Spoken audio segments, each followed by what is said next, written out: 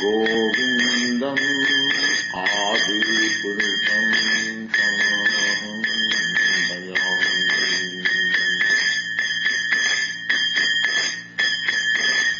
गोलकनाम्नी धाम्नी तले च तस्याम् देवी महेश हरिधामसु तेषु तेषु गोलकनाम्नी निजधाम्नी तले च तस्याम् देवी महेश हरिधामसु तेषु तेषु शीतप्रभामणितया विहितास्तदीन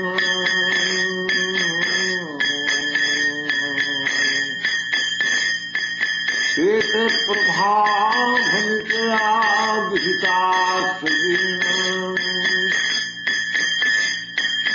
गोविन्दम् आदिपुरुषं तमहं भजामि। गोविन्दम् आदिपुरुषं तमहं भजामि।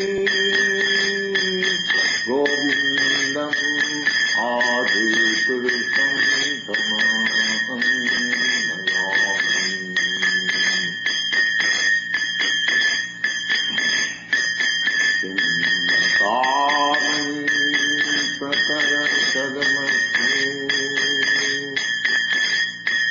कल्पवृक्षनक्षाब्दिकेषु सुरभिरभिपालयन्तम् लक्ष्मीसहस्रशतम् सम्भ्रमासेव्यमानम् गोविन्दम् आदिपुरुषं तमहं भजामि। गोविन्दम् आदिपुरुषं तमहं भजामि।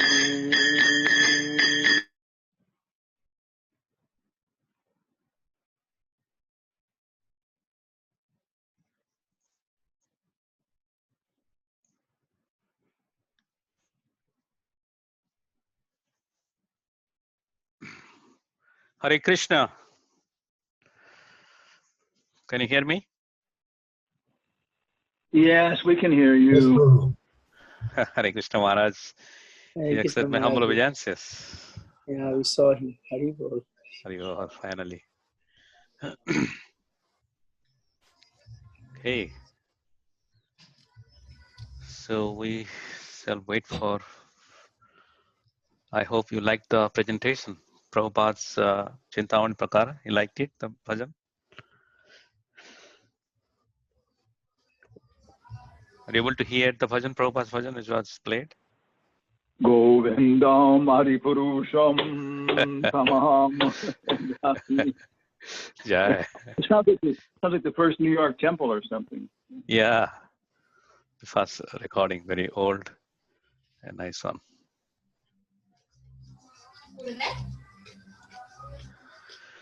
Hare Krishna. Hare Krishna, Gaurang Darshan Prabhu. Good to see you.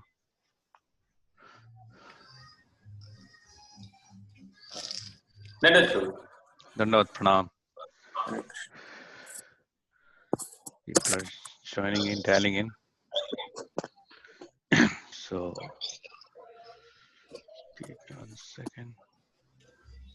Ha dejado el piso.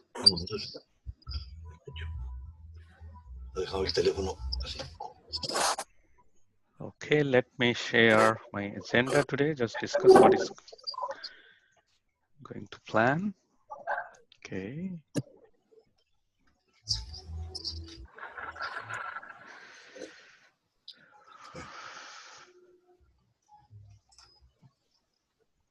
Can you see my screen? Yes, Prabhu. Okay. So first half an hour, we'll just open up from Gaurang Darshan Prabhu because he was not able to present the first day and we saw the audio.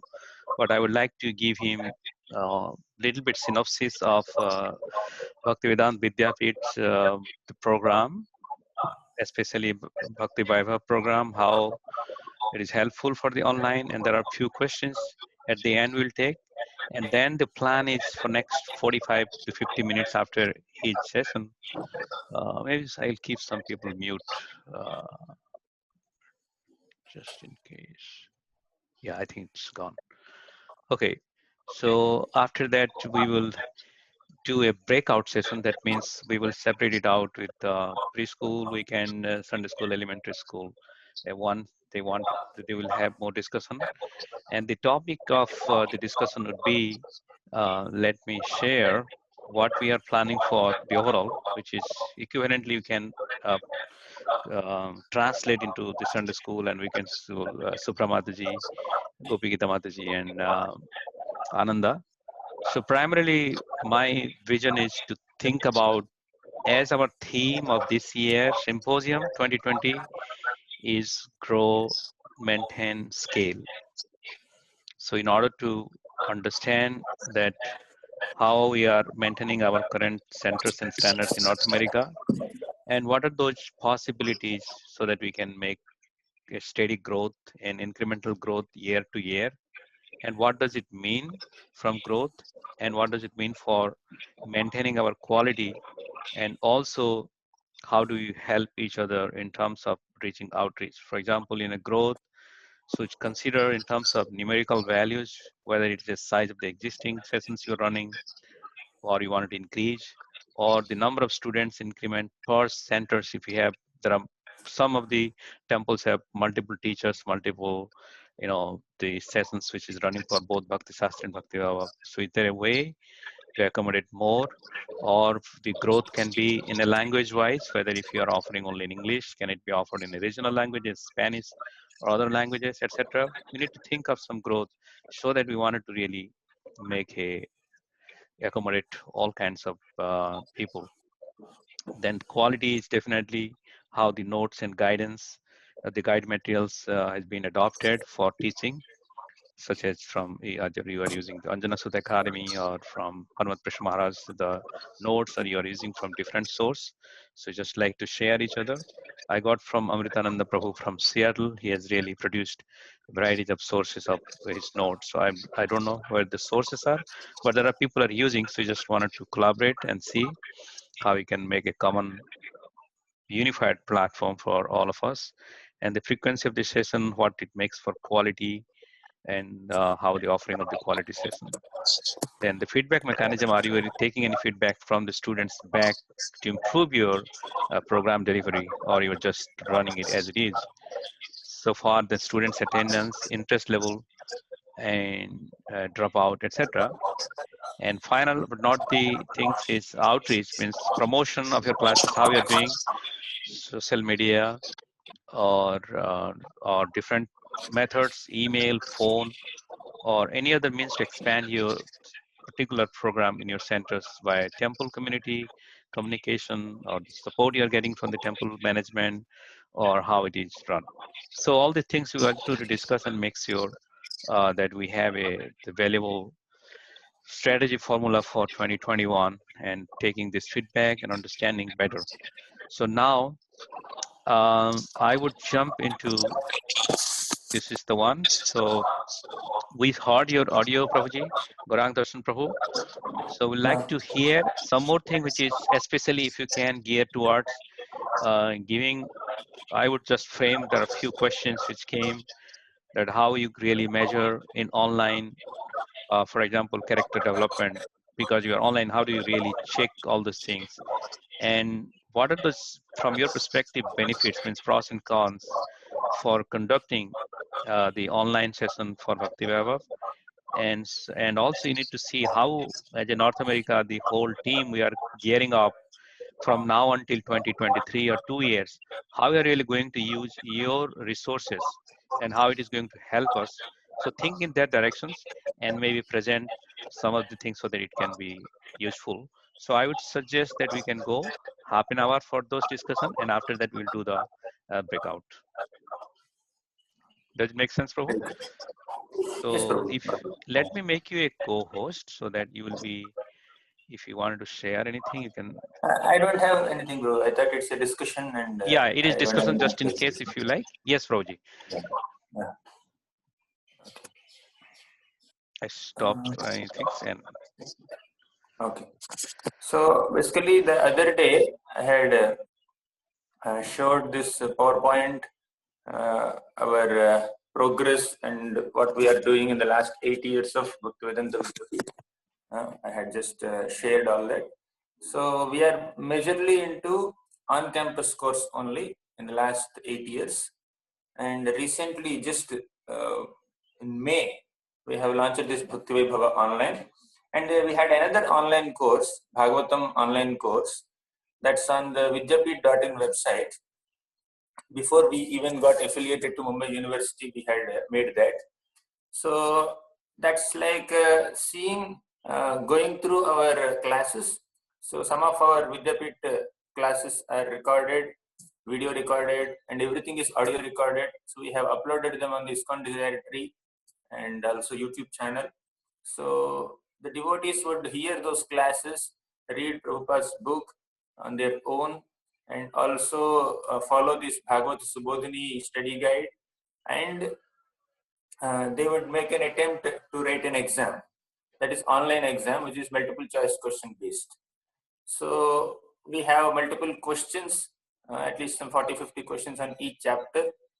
So devotees would attend that online exam, MCQ exam, after reading one chapter, and they will get access to the materials for the next chapter. We would give them PowerPoints and all that.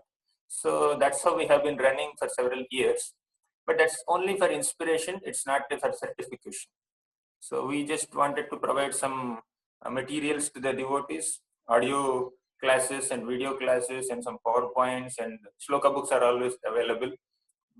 So our main resource material, as you were asking, resource material is this Bhagavata Subodhini, the study guide of Srimad Bhagavatam.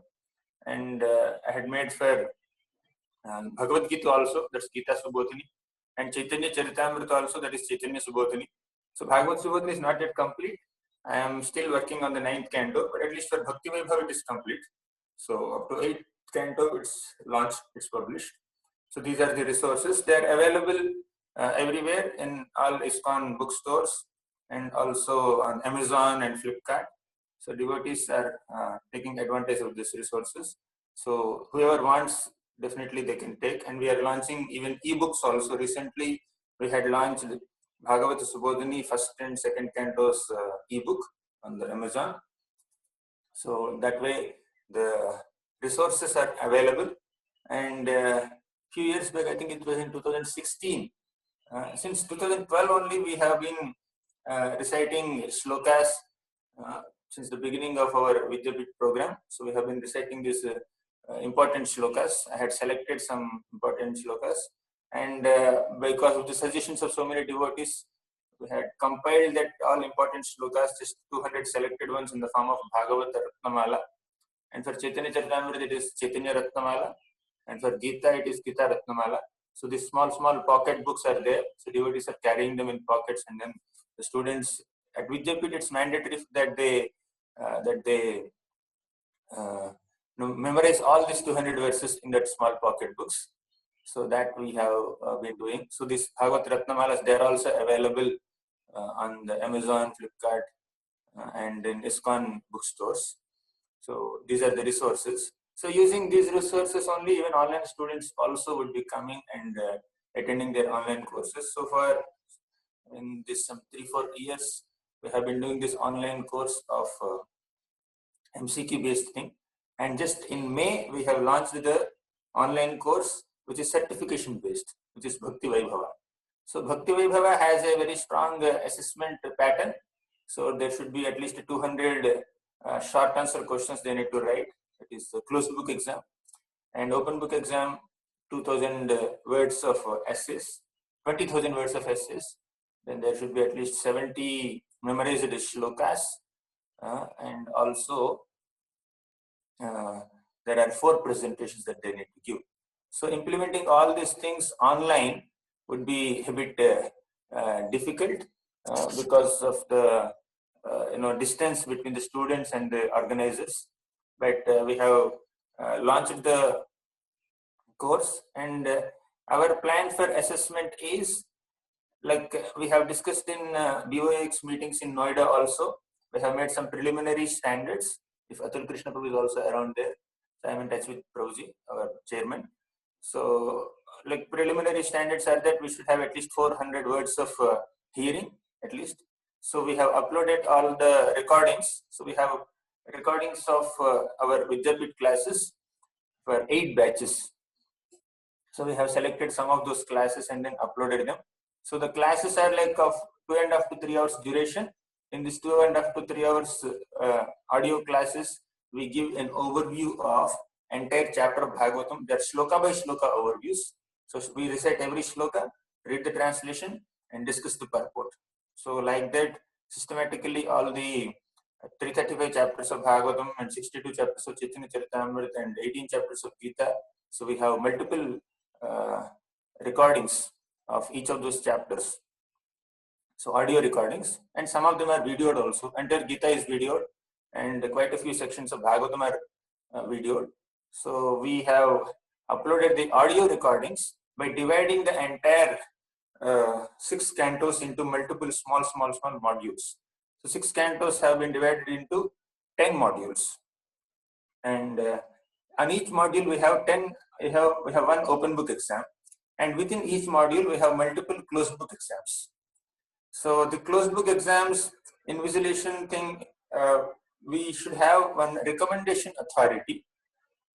So whoever is registering for this online Bhakti Vaibhava course should be recommended by an authority, and authority should be at least say a temple president or some important responsible senior member of some ISKCON community like that. And his main responsibility is to take care of the closed book exams. So when the student completes one module, one section of a few chapters, and he's ready for a open book, closed book exam, then he should go to the recommending authority, and we send the open book, closed book question paper to the recommending authority, and he invigilates the exam, and he scans the answer script of the student and then sends us. This is the current system.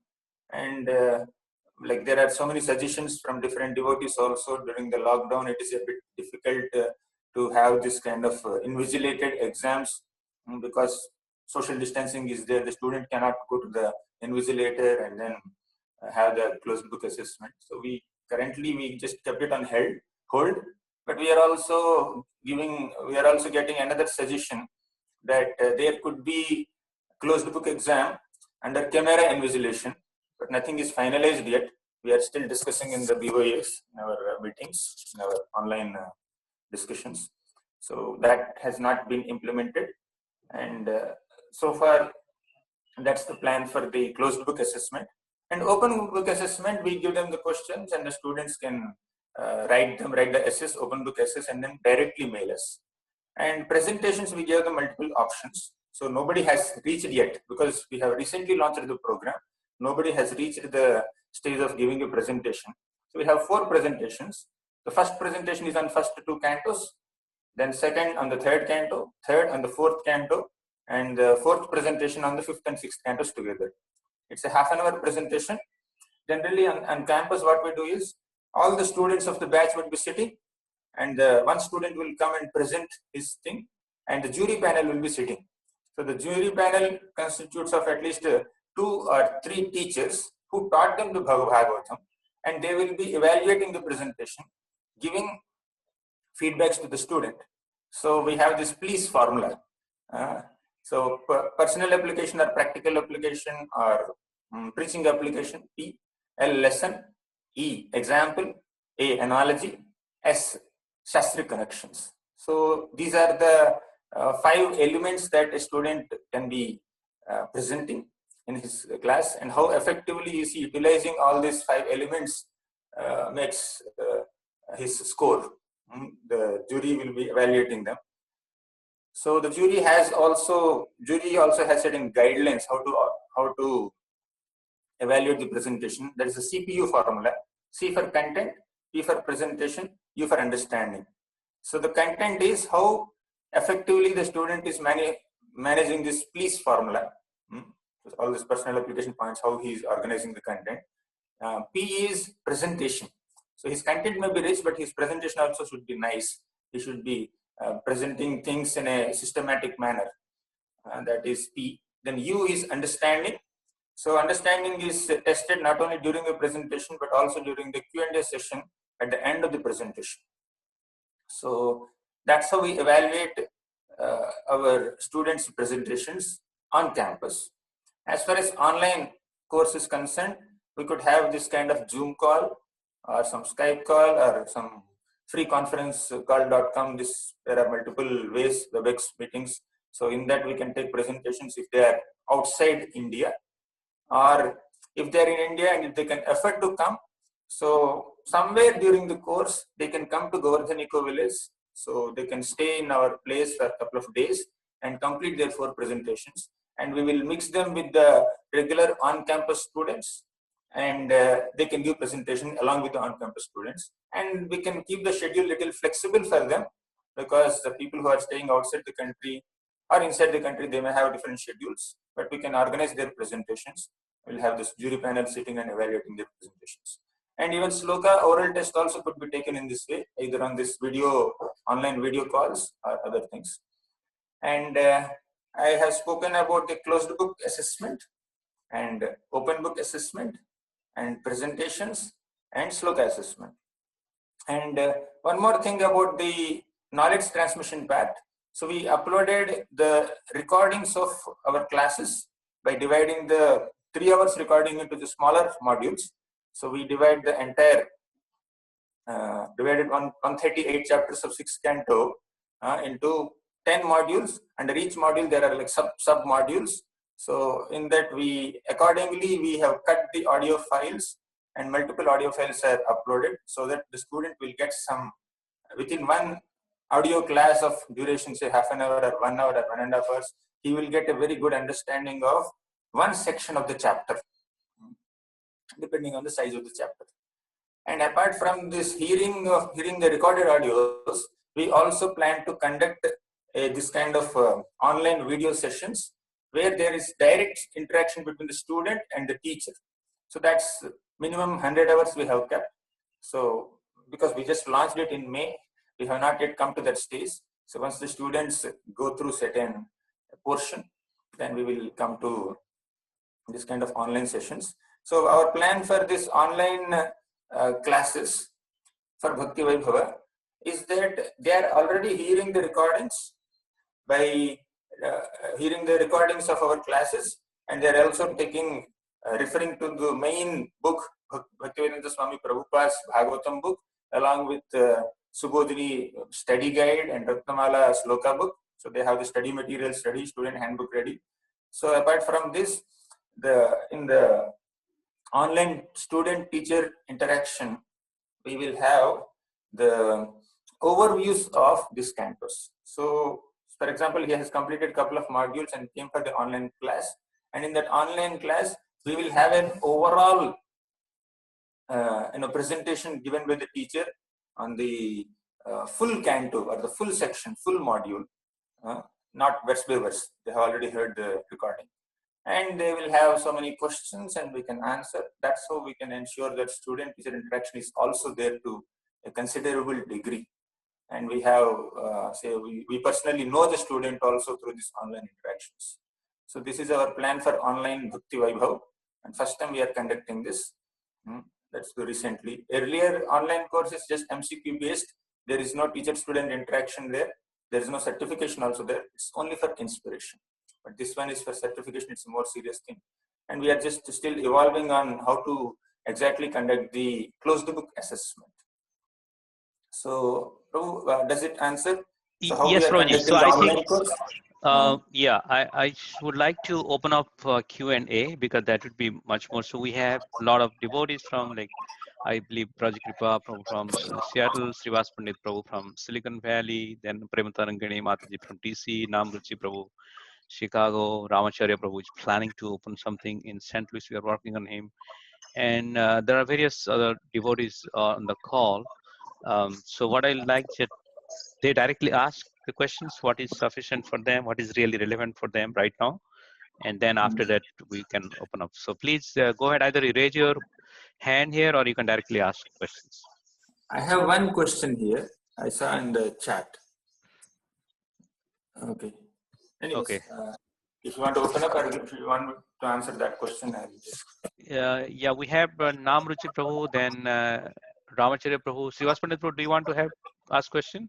Yes. After they are done asking, I'll ask. So let me go with Namruchi Prabhu, Ramacharya Prabhu, and then Prematarangani Mataji is here and Chart Prabhu. Please go ahead.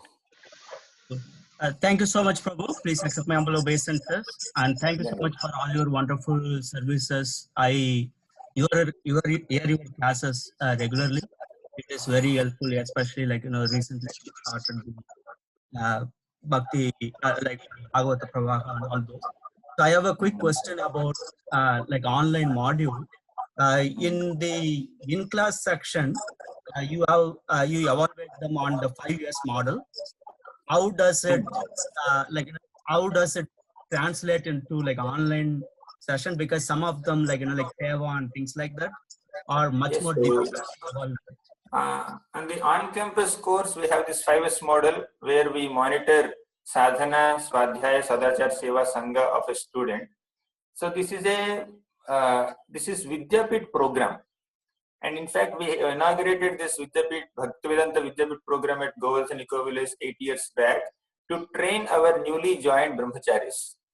So we are not responsible only for their studies, but we are also responsible for their overall growth as devotees and as brahmacharis. And they have so many other services, and their character assessment and everything is seen, personally monitored by us. Not completely, we are not Paramatmas to understand everything, but to a greater degree. And in fact, when we started in 2012, we wanted to just systematically teach Bhagavatam. Over a period of time, we realized that what we are doing is as good as Bhakti Vaibhav. And in fact, we are doing much more than what is Bhakti Vaibhav required. So Bhakti Vaibhav requires only 200 closed book questions. But at Bhaktivedanta Vidyapit, we have every single day there is an exam. Every day there is 3 hours chapter, next day morning there is an exam.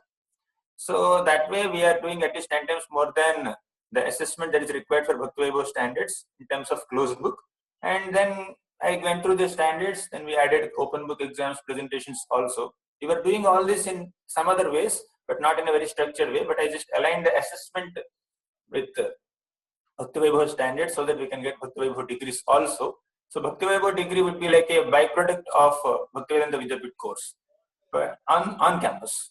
As far as online course is concerned, we focus only on that 1S Swadhyaya, not their sadhana, sadachar, seva, sangha, because they need to be monitored by the local recommending authorities. So the recommending authority should be taking care, and then he would be recommending, okay, these are qualified candidates for Bhakti Vaibhav. So they have already done Bhakti Shastri. They will be doing Bhakti Vaibhav now. So like that, recommending authority should be taking care of all those things because we are directly interacting with them. At Vidyapit, on online course, on campus course, we are responsible for the overall growth of brahmachari also there. But online means anyone can register. So their spiritual lives, everything is being monitored by other devotees, their local devotees. So we will be taking care of only that part of their Shastric training, and that too assessment if they give nicely, then they will get the certification. But other aspects of their life, their seva, their sangha, their sadachar, all these things, it's a little difficult to monitor. It's not like a Vidyapit, Bhaktivedanta Vidyapit online course. It is Bhakti Vaibhava online course conducted by Bhaktivedanta Vidyapit. So Bhakti Vaibhava has certain norms of assessment. We conduct that. that part. Thank you so much, And Prabhu. we depend on the recommending authority.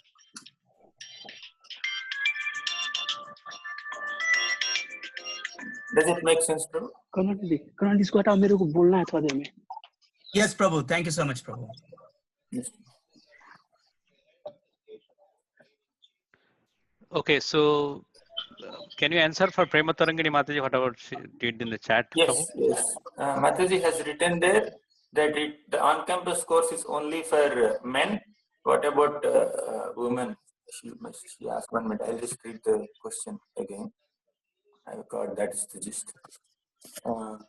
So, and what if a woman does the online BV course? Could they come in person to GV for presentations or do the course on campus and after the pandemic? So basically, like as I mentioned, the on-campus course is initially we have started it for men, not just men, brahmacharis specifically, because it's a part of our own GV, Chopati, brahmachari ashram training. But eventually it has become a little more popular, and devotees from other places also started coming. So from first 2 batches, 2012 and 2013 batches are our own brahmacharis. 2014, couple of brahmacharis from other temples also started joining. Then 2015, 16 onwards, multiple people from different countries also started joining. And now, like majority of our on-campus course are people who come from different countries and different other temples only.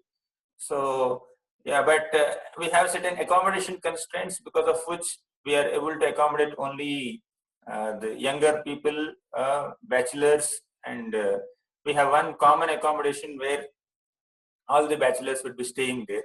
But some senior people or some Matajis also, they have to stay, means on campus course we are not offering them because of accommodation constraint. It's not like a very big setup there. We have one humble room there, humble building.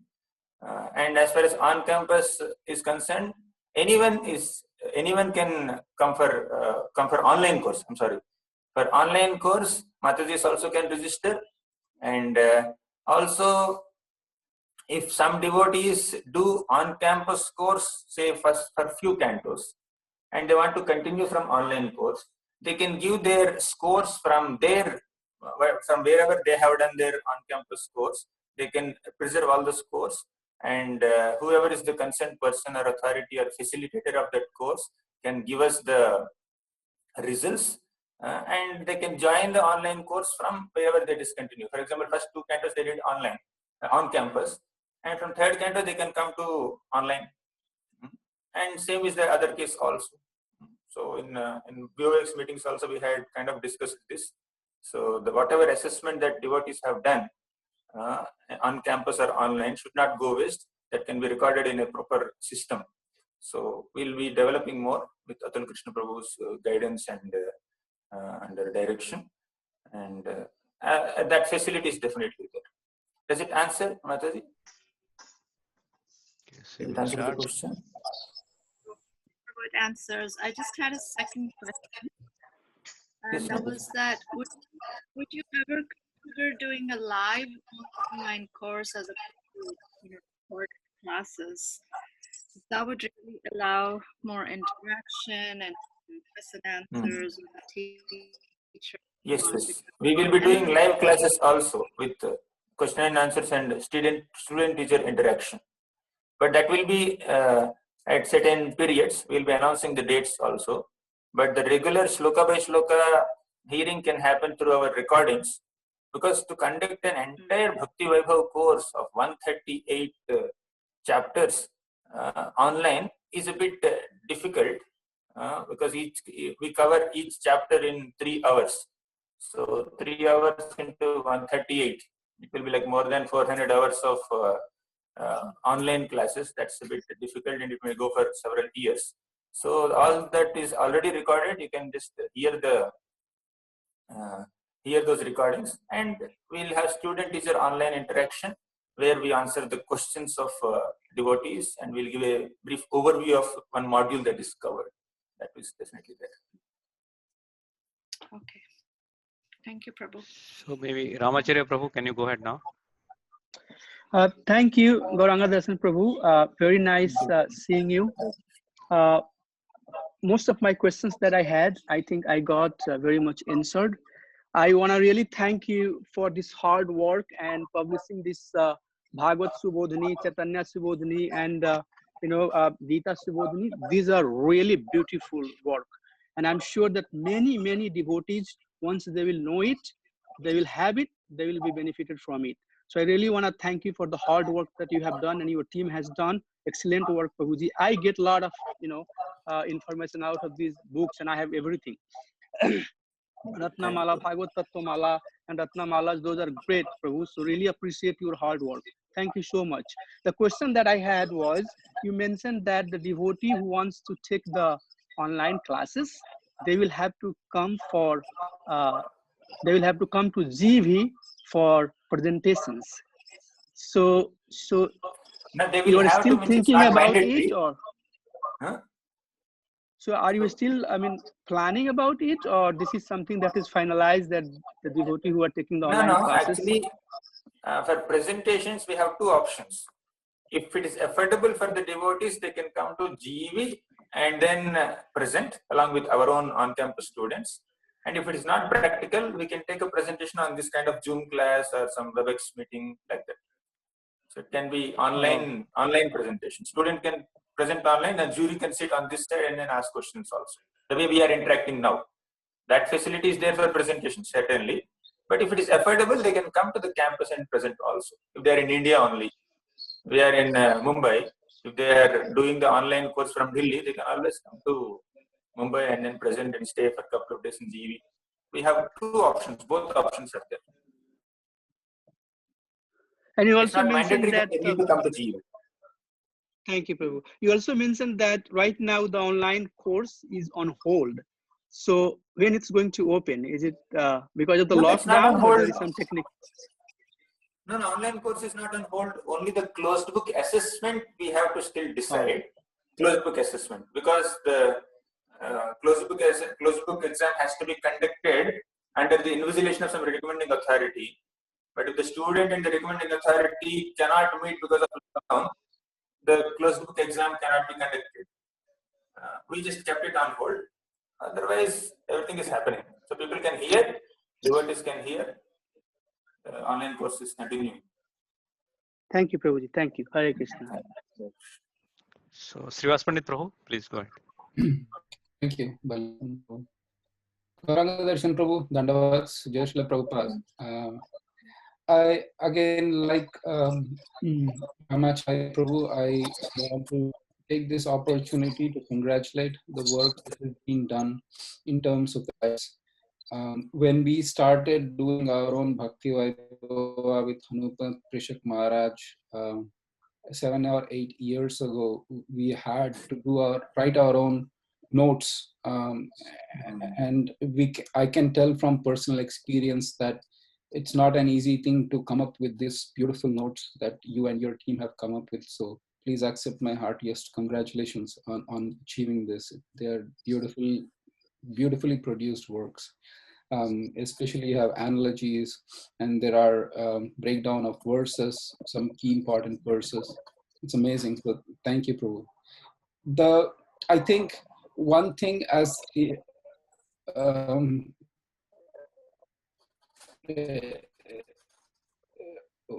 how can we actually standardize these guides across the Bhakti Vaibhava programs?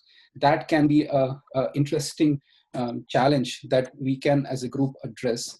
I mean, there will be a lot of logistical involvement in terms of producing more copies and shipping it across the world if we decide to standardize these guides. So that is one aspect. Or maybe software where also you can do the e-Kindle as you mentioned. By the way, in Amazon, as of today in US, only 1 or 2 guides, Subodhinis are there, Bhagavad Subodhinis, maybe for 6th canto and then 4th or 5th canto, something like that. And then each is costing $25. So, so probably, it will be more of you'll be opening up a FedEx kind of operation if we choose to do that across the world, if we standardize those guides, which I feel we should. The only other aspect, Gauranga Darshan Prabhu, is that probably the question bank is I'm not sure if it's included in all the guides, but maybe that question bank is not there in the guides. Right. Only the study guide. It's not question bank. Student handbook is separately given to the students only.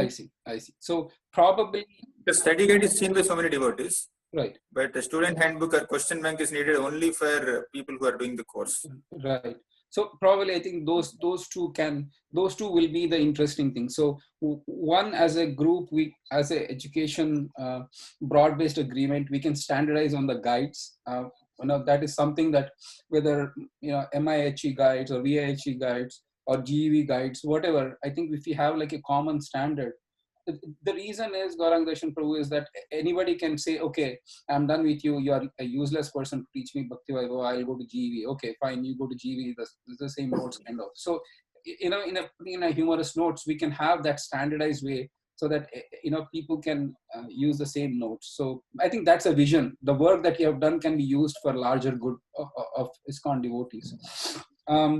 I think that's about it. I think those are the two observations I had, how to make it more broader available. And then, the question banks, how we can do it. So those were the 2 points I had. So, but thank you for your wonderful. So I think Hanumat Peshak Maharaj raised a hand. Maybe he wants to add in something. Maybe Maharaj, do you like to comment before Gaurang Darshan Prabhu says? No, let everybody else go first. I'm listening to everybody, so I can insult everybody after they're finished. Okay, no problem. So I just have a quick thought, because we have a breakout sessions right now for the Sunday school and the primary school. Let me handle that. It take 1 or 2 minutes if you can hold, and let them continue their discussion, and we can continue here. If you allow me, Gaurang Darshan Prabhuji, just 1 minute, okay? So Ananda, Subhra Mataji, and Gopi Gita, are you there? Krishna, yes, we're here. Okay, so I am creating the one, and then let me know. Please raise your hand who will join the primary school, preschool, and Sunday school, weekend school meetings. So please raise your hand. I will. I am creating. I call it Sunday. No. School, primary.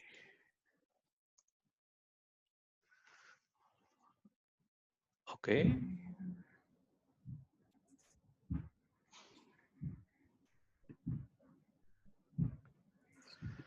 So and the Vrindavan, then Gopi Gita, Subhra. Ramgidhari Prabhu, you want to join there? Okay. Sure, Prabhu. So did you get, okay. So Andreas, give me 1 second. So Gopi.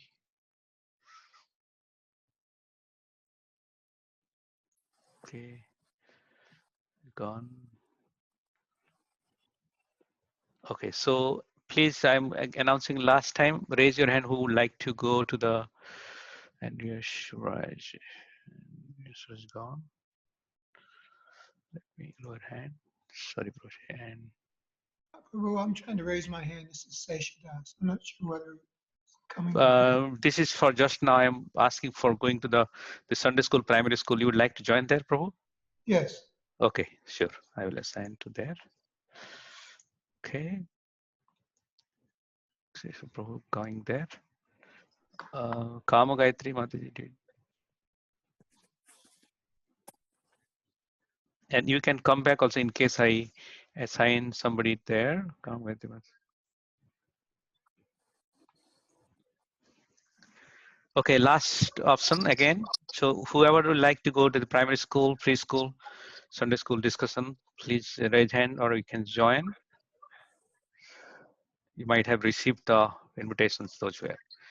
Okay, so please raise hand. In the meantime, I will do it and chat me in that one so that I can assign that.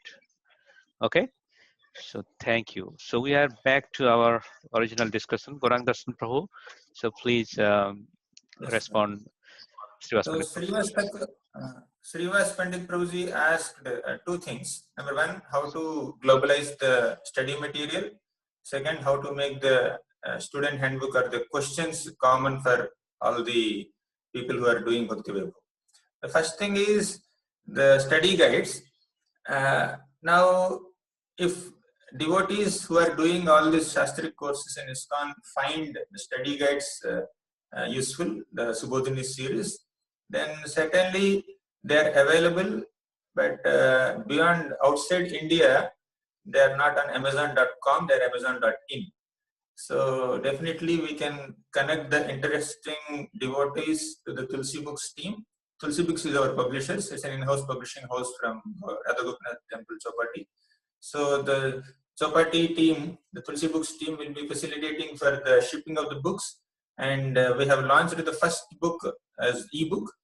First 2 cantos of Bhagavatam, Subodhini, is already available as an e-book. It can be available on Amazon.com also, not only .in.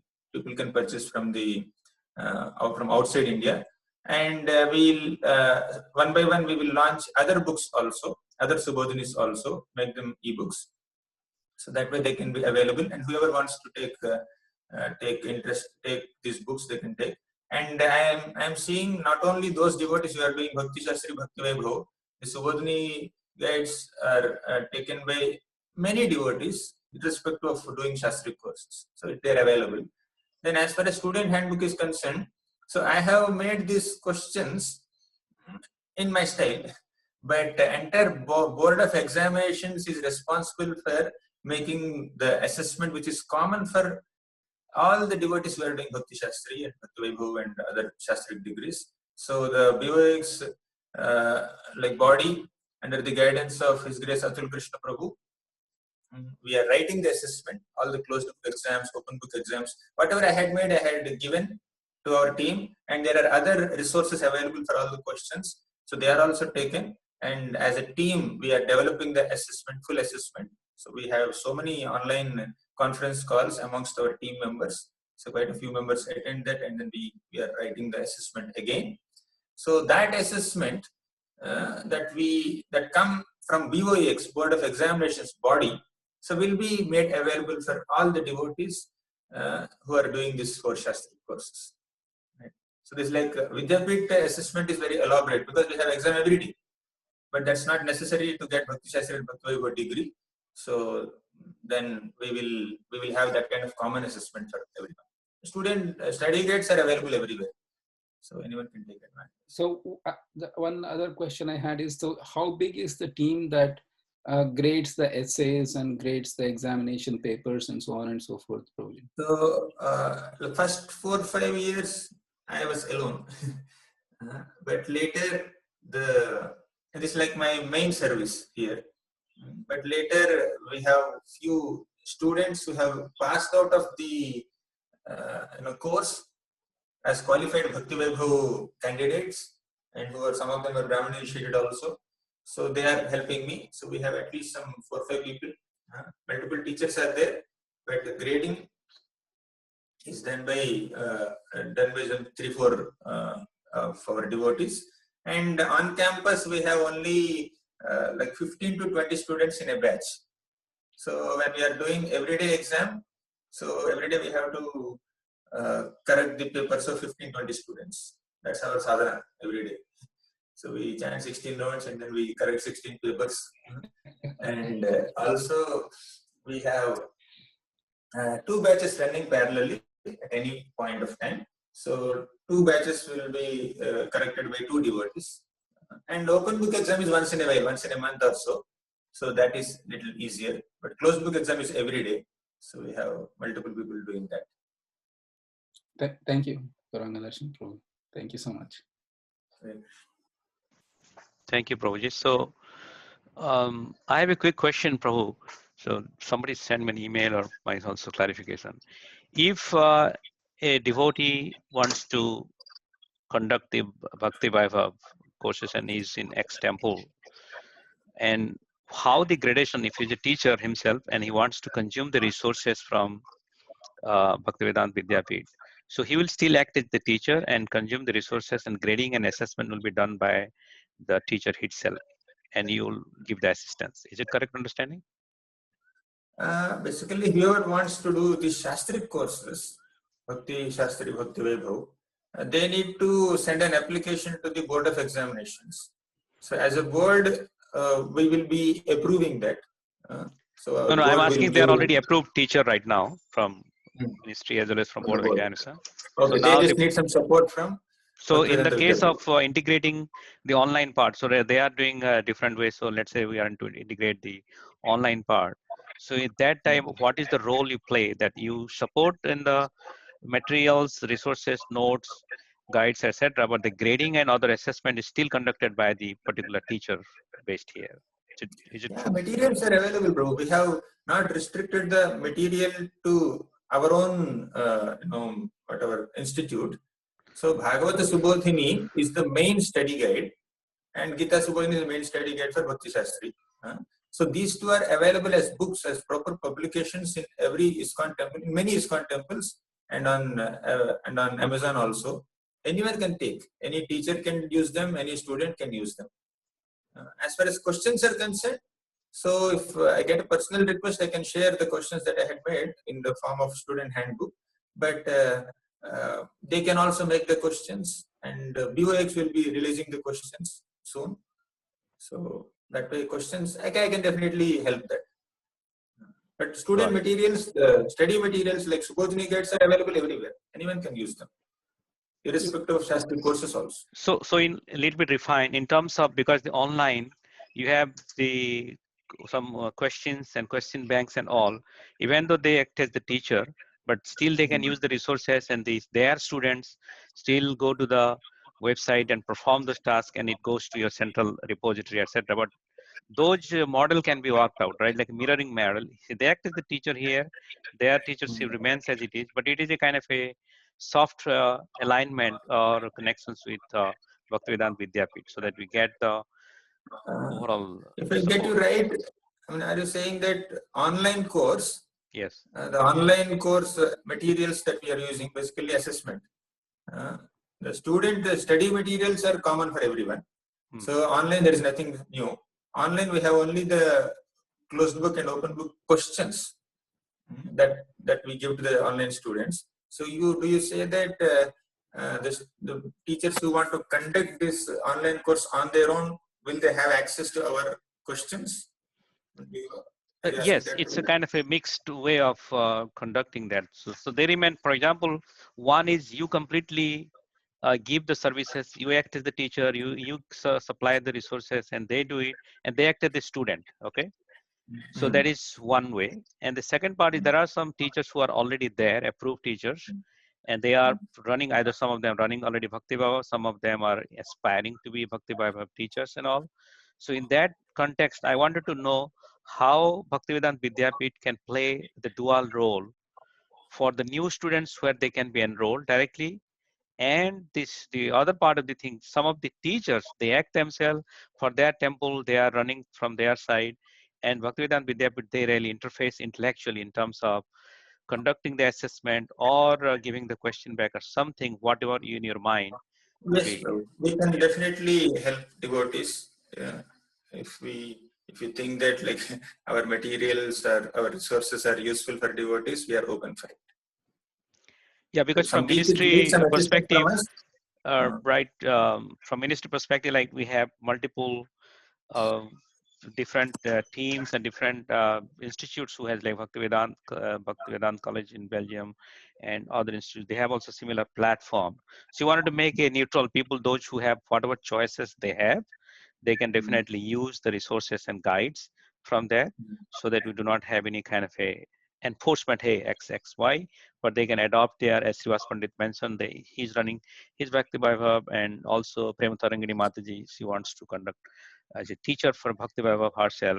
So we wanted to make sure that we have a harmonized team, and also Bhaktivedanta Vidyapith can really act as an intellectual body, which is a mass gathering of all the things, and support us to grow our teacher community in North America, so that we have also a growth and people feel inspired and motivated. And also we can take as a mentorship from Bhaktivedanta Vidyapith, from you and your team, because you have really very nice materials which is gathered in online and other resources like Subodhini and all. So you can use it and make sure that the whole community, the ecosystem grows well. That's my point. yes, sure. We are open for it, definitely. Thank you. One more. I think I'll just ask maybe Hanat Peshumal, do you like to say something in between till we? Yeah. Actually, I've been listening to everybody's comments and everything else. And it's very, very nice. This is something that we've been working on for, my goodness, for years and years and years. And of course, I've been in the Vidya Pit 2 times. We've been working with Garanga Darshan in Noida, and then we organized those programs. And so for me, it's like it's growing. It's very nice. Actually, I was standing in the hallway of the 2nd story of the university in Lima, talking with him on the telephone in November of last year, I think, and he said they would be coming out with the program in December. And I was thinking that's pretty quick. Okay. Yeah. So it's broad thinking. Okay. I think the first perspective is there's a lot of background noise. I don't know what's going on. Can you control that? I think it is coming from a little bit Gaurang Darshan Prabhu. Maybe you can mute whenever you're not speaking. Maybe. That's okay. Yeah. The first thing in all this perspective, what I see, working with the ministry and Atul and everybody else, is that now there's becoming this change in emphasis. Before it was certifying formation centers. Okay, we're going to train people, we're going to do all these kind of things, everything else. And yeah, we struggled through it for Houston, San Jose, and we also got, I think, South America almost approved like that. And it was exactly what the devotee from the BC said. It was a challenge, it was a test, and we had to go back and forth, and we finally got it approved. And then we ran the thing. For us, we did it, our first group, we did 4 years, and there were different deficiencies and problems and record keeping and that kind of stuff, But somehow or other, I think, we did, basically passed the standard, and the diplomas were given out to maybe about 6, 8, 10 people. Okay. So, but now the Board of Examiners, and we were there, Garanga Darshan, that was Lakshmi Moni, Yadananda Swami, myself, and devotees from Pune. And so they were talking about this, and I wasn't there when this decision was made. I came on board later. But they were saying that there was just too much, they wanted to change over to this thing now of the Board of Examiners would be focusing on assessment. And I was also promoting this too. It's interesting in intellectual circles, you submit your ideas and nobody respects them, and 3 months later you see somebody else presenting the same idea. Okay, they did hear you. Okay. So anyway, I think this is a very important point to consider, that we're actually talking about 2 different things. One is the actual diploma, the assessment system, and I think there's a lot of work that needs to be done on that. There's a good assessment system. Somebody in Bangladesh who doesn't speak English very well, taking his examination, and somebody in Silicon Valley taking the examination. Yeah, right. So we say that, hey guys, if all the schools can, I'm purely talking from a Shastra perspective only. For sure, there are standards, there are teacher training, there are curriculum organization, there are be cross-referencing of central resource pool. So plenty of things that can be spoken about. Hare Krishna, Prabhuji, sorry to break. I hope everything is okay, Mataji. Yes, Prabhuji, thank you so much. Everything is going very good. Okay, good. So I'm leaving now. Just wanted to check that. Thank you. Yes. Is Vishwambar Prabhu there? No. No. Okay. Thank you. Go ahead, Pradhan. Yeah. So you were saying so centralized resources are there. But if you're teaching in these other places, you've got to deal with this thing about, oh yeah, he's Bhakti by Baba. He can explain to this scientist how we say that the sun is closer to the earth than the moon. Can your graduates explain that? Do you go into the model in the 5th canto and you're teaching Bhakti by Baba?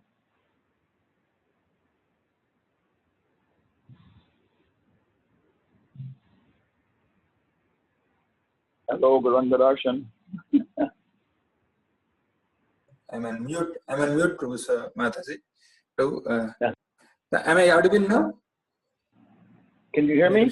Hear you, yeah. I could hear, but I was on mute and I was speaking. Sorry. Yes, Maharaj, you had asked this when you came here also. There are few students who can do that, who can explain that fifth canto cosmology nicely.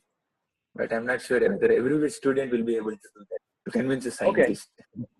Yeah. So this is the point I'm trying to make exactly, is that in terms of the assessment, for example, if somebody has a degree, a master's, let's say a bachelor's degree in chemistry from the University of California, Berkeley, from Harvard University, and probably from the Sorbonne and University of Moscow, there's probably a pretty much universal standard of what somebody with a bachelor's degree in chemistry should know. So I think that's one perspective if we're talking about the evaluation standard and how to set up a good standard. This is going to take time. I think we really have to scale that and look ahead. Okay, here's our 1-year plan, our 2-year plan, our 3-year plan, our 4-year plan. And so strategy and working on that. Getting a lot of people with the degrees and understanding that a degree in medicine from Harvard in 1890 is not the same as a degree in medicine from Harvard in 2020. So if somebody did their Bhakti Vaibhava diploma and did it in 2012, it's going to be different than 2030. Yeah. Yes, yes. So we have a lot of work to be done, and I think we should understand that, and we're not going to try for perfection, but we're going to try for something that works. Okay, so one is the evaluation side, and you've already addressed that to some degree, but I think it's something the Board of Examiners also has to clarify amongst ourselves a little bit better. The other thing is, now we're talking about developing schools which teach Bhakti Vaibhava. Okay, the only definition of Bhakti Vaibhava in some ways is the Board of Examiners thing. Okay, Bhakti Vaibhava is a formal diploma, but on the other side, it doesn't have to be just that you're doing. You're teaching more. And somebody else can have the Bhakti Vedanta Institute. They may also become certified to become Bhakti Vedanta teachers. But of course, Rajahamsa, Rasaraj, Grantaraj, every single one of them is a PhD in chemistry and everything else. So I've seen that. For example, when they're cooking, they don't have a recipe book for cooking. They have a formula book. They have the formula for halava, the formula for khichdi, and they weigh everything. Yeah. So, and for ladies, for administrators, okay, different perspectives. And this is what I think Bali Mardam was pointing out, that we want to keep this flexibility and understand that, and so that different places, different communities, different character of the people involved will develop different kinds of schools, and then establishing some kind of universal testing apparatus. In the United States, there's a thing called the Western Association of Schools and Colleges, and it's responsible for every single kind of university, primary school, kindergarten certification for all the Western states. And there's a Northeastern Association of Schools and Colleges. Altogether, I think there's about 5 of these. And legally, they're separated from the U.S. government, but practically speaking, they are. They are the ones which establish the standard from kindergarten all the way through postdoc with everything else, for educational degrees, for diplomas, and everything else. And they're integrated. The Western Association of Schools and Colleges is integrated with the Northeastern Association of Schools and Colleges. So in general, I'm just trying to bring in this perspective that we're trying to develop the testing process, and in the Vidyapit, like you're saying, is going to be integrated with that as a teaching unit, and different people can take advantage. And people may know, if you take the Vidyapit course, you come out 3 times qualified. to take the Board of Examiners thing. And if you take the something else program, yeah, you'll just make it through. You know, they teach you the basic things. They don't charge so much. It's not so difficult. Okay. And when you take the Board of Examiners thing, you have, you know, maybe you have a good chance of passing. Yeah, that's one thing. Separating those two is going to take some time to do it. Okay. Fifth canto, I got that. Okay, I have notes here. Standardized test. Okay. Another very practical question. If somebody, oh boy, it goes back and forth right away. What I'm preaching is that the Board of Examiners should examine by canto. You know, what's your idea about that? As being on the Board of Examiners? I think that the degree, okay, he's finished the first canto, can't study the second canto for 2 years. Okay, finish the second canto, finish the third, can't study the fourth. So would you be in favor of that same thing, that the Board of Examiners is getting the, like the university, you pass, actually they give it by semester. Yeah? So how do you think that the Board of Examiners, should it be, certificate is only given after the whole Bhakti Vaibhava thing, or you can also study by cantos, and then the full diploma is given after you finally completed all the cantos. And the cantos are registered, so you can study, you can pass your examination and parts like that. We could have that also, but Bhakti Vaibhava is mainly for first 6 cantos, and traditionally we have been conducting that. So we can discuss in Board of Examinations meeting, and if we could separately conduct courses with a standard assessment on each particular canto. And if the student does all the 6 cantos courses, individual canto courses, at the end he could get Bhakti Vaibhava degree also. Or we could have individual canto courses on a different name. And six of these canto courses put together would bring him the Bhakti Vaibhava certificate. Yes, Maharaj, that would be nice. That's the first way. When you get the bachelor's degree, that's what's happened. You've taken a certain number of modules, and I think this whole thing of breaking it into digestible modules is essential. Okay, so this is discussing, from the testing perspective. Okay, we have conducted a CC course like that, BVRC. Here we conducted one CC course, certificate course on Adilila, and second certificate course on Madhyalila, third certificate course on Antyalila, and whoever has attended all the 3 would get a diploma in Chaitanya Charitamrita. Whoever has attended only 1 or 2 will get certificates for each of those modules only. Yeah, breaking the whole big volume into small divisions is nice, helpful. So what we're talking about again is very clearly separating this from the separating the teachers from the evaluators. Okay, so then the Board of Examiners could evaluate it. Teacher at Vidyapith, teachers and evaluators are same. That's the point I'm making. That's the point I'm making. That's the point I'm making. That's the point I'm making. That we're not. The Board of Examiners is now going to set up their own evaluation system, independent of any school. And the school can have its own process like that. You know, and there's no argument there. And I think it can be very clear in people's minds that if we're going to do this, because it's a very important structural thing. You know, so I think the Board of Examiners should examine for first canto, second canto, all the way to. And I do the first cantos with the ISKCON Silicon Valley. I'm working there. I moved to Bombay. Then I start taking the 3rd, 4th, 5th, 6th cantos with Vidyapith. This is very natural. This is why people don't want to do it, because they're moving everything else. Okay, so we develop this flexibility of being able to. Okay, for example, if I graduate from the University, if I take 2 years from the University of Houston in chemistry, different schools are going to accept that. Different schools are not going to accept it. If you try and transfer your credits from the University of Bombay to the University of California, you know what I mean, right? Some of them have reciprocal agreements and some don't. You know, this is a point to gradually bring in.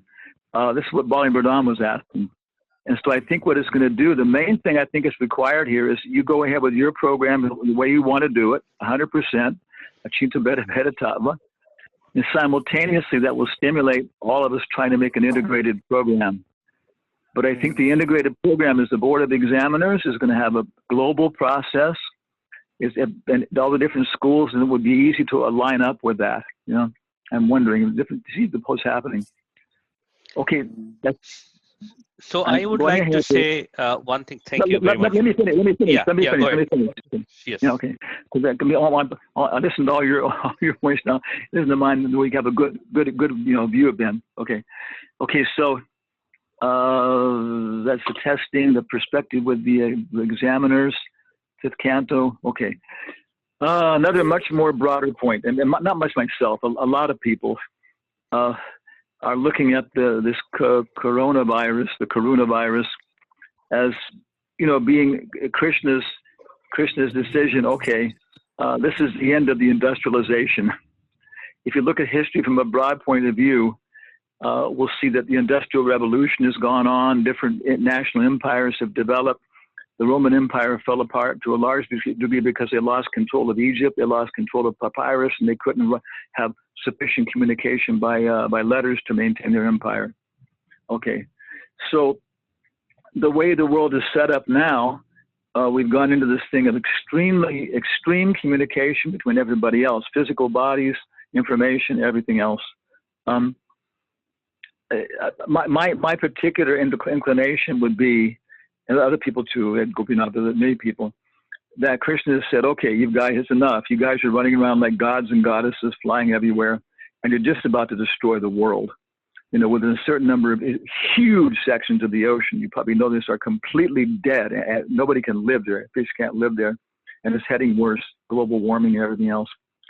So the coronavirus is this one example of how the current system, the way the world is set up. And Yudhisthira was supposed to run the world. We have our contribution to this. The world is supposed to run as one unit. Okay. So considering this, we have to look at developing these things, developing our programs, but not counting on the fact that the whole world is going to be able to fly everywhere, every place else, and do testing and everything else and communicate. We may be forced by Krishna to go back to the natural situation, is living locally. Yeah, people had mystical powers. They probably said 12 television sets is enough for the world. One time he says that. Okay, 12 television sets. And then whatever we're developing, okay, communicating it, getting it out, but it comes back to teachers being trained. After the first batch goes out, that's the whole point about scaling, then you have teachers and everybody else who can start taking over and running the thing. So global strategy, considering what's happening, not making a 30-year plan on the basis of, I think maybe a 3 to 5 year plan on a steady state transportation communication environment. What I was suggesting when we first thought about this thing, and of course the tool kind of changed things on us, was that you and Gauranga would come to Houston, and we would start off with our first annual Shastra Mela. It would be from little kids all the way up to adults. All of us administrators could get together, talk over everything. All the teachers could teach. All the students could be evaluated, And so that way, every year, if you're doing Bhakti by Baba, okay, every year in North America, you got to come to Houston. Teachers look at you, people know everybody else, And then people from the Vidyapit, this is still one option you haven't discussed, they can then travel in the U.S. and do the evaluation. People can get together maybe regionally within the U.S. as it develops, maybe then East Coast program, Central program, West Coast program. So we can have local programs if it works for you all.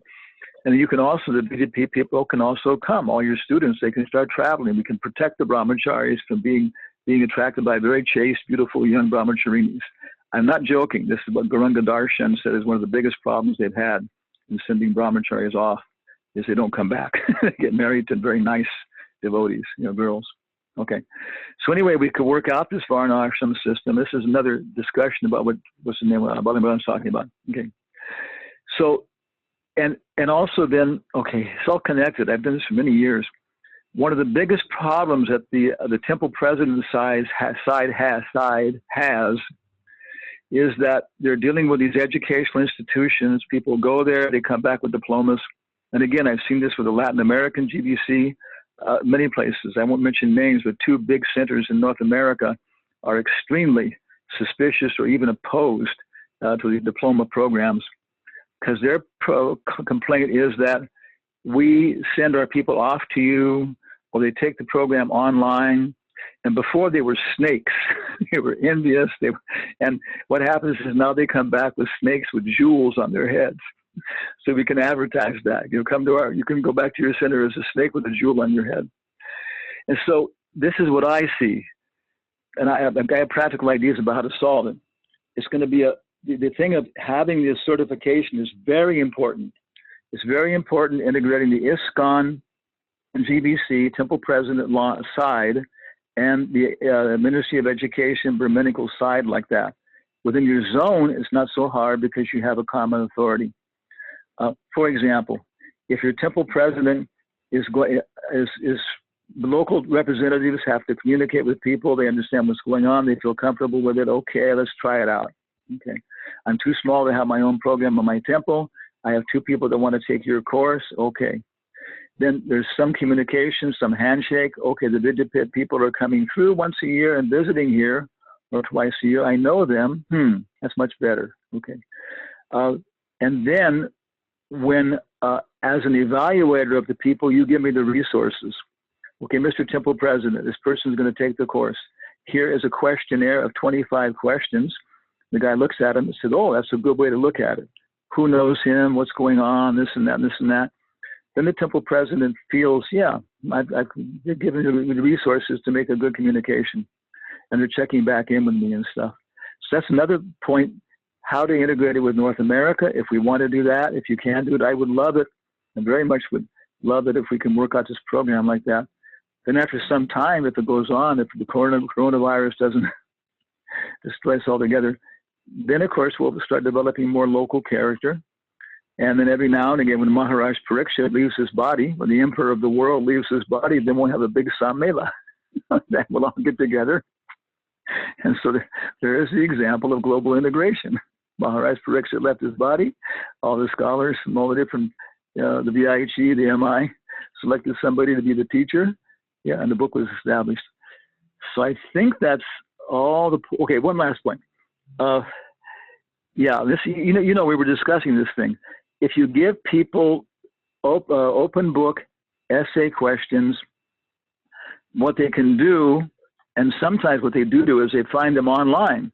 Okay, you know, we were discussing this. His name Adi Kesha, or Adi something was saying that this is the standard essay that some of the students were just downloading, and they would some of them were so gross but they weren't even changing the font style. You know, they were taking the open book question, downloading an essay online they found, and turning it in. Okay, so, and other people, what happens is they don't know the material so well. They find an essay, they read through it, and they write their essay. You know, okay. So honesty, yeah, character. So what I was suggesting is that for your open book, for the set, there should be a verbal assessment. I agree. It should be either in Houston once a year, and like that, or people. And I think ideal. Houston once a year. Go to Vidyapit at least once during the 4 years and spend at least a month. Okay, this is my perspective. And finally, okay, so the open book essays, you have a collection of those, and then the assessment, you say, okay, out of all these essays, we picked out these 2. So now you've got to make your presentation. Then the person has his essay in front of him. Maybe you give a little time for them to prepare, and then they make the presentation. But that way you can't like fake it. Oxford uses the same system. You see what I'm talking about? Open book essays, and then we pick out of 5 are mandatory in this category, 3 are mandatory in this category. Okay, now out of these, we're picking these 2, and you got it. And then finally, I'll finish off here. What we did is anybody who wanted to get the Bhakti Bhai Baba diploma had to have a Sankirtan process. They had to be doing something as Sankirtan. It was acceptable if they taught Bhakti Shastri 2 times. And many people did that. They taught Bhakti Shastri 2 times while they were taking their Bhakti Bhai Baba diploma. So you can get your assessors and evaluators from your Bhaktivedanta, what do you call it, students. If you want to be a Bhaktivedanta student, you have to be doing some kind of preaching, everything else. Part of that can be that you can actually be evaluating and helping Bhakti Baba students. Those are all the thoughts I had on your presentation and everybody else's comments. Okay, thank you. No, thank you, Maharaj. So I believe what I was trying to say is and I know considering our time and all, it's tight and virtual, we need definitely two things. One is the roadmap which gives the real workflow in terms of the engaging of different institutes and making the teacher's role, the evaluator's role, the awarding the certificates, and consuming the existing resources, either online or notes or guides, whatever we call. So this aspect is very much essential, because the reason is we wanted to grow organically in North America in order to make sure that we grow our community as a teachers. So we wanted to build 50 states in America is there. That means USA. We need at least 50 teachers in next couple of years. So which is, we wanted to make sure that we affiliate with the institutes who are capable and who are really managing well, like Bhaktivedanta Vidyapit, so that we take the advantage and the lessons learned from them, and at the same time upgrade our teachers' capability. If somebody is a Bhakti Shastra teacher, how they can jump into a Bhakti Vaibhav teacher, and making, so it is not an overhead for also Bhaktivedanta Vidyapit. Let's say they are taking a comprehensive, we giving a kind of a contract from Minister of Education that, okay, instead of they are doing each individual, okay, they are giving a San Jose, Denver, or whatsoever, they can give you a comprehensive one particular session or one multiple sessions to those teachers to how to guide them through, to teach the teachers. So in that way, it is not overhead. For example, Gauranga Darshan Prabhu has likely 4 evaluators or assessors or things like that. So it should not jump into there. Rather than we make a model which is very simplified and win-win situation, so that our teachers community back here also get due advantage, and also they are more engaged, motivated, and also getting more inspiration from Vidyapit. What do you think, Gauranga Darshan Prabhu? Your comments? Yes, Prabhu, I'm open for that. We would like to serve you in that way. So I'm open for it. I don't have any objection. Yeah. So I would like to share one thing, because we have our next plenary session would begin in a minute. So just give me 1 second. Okay, just a minute. So can you see my screen, by the way?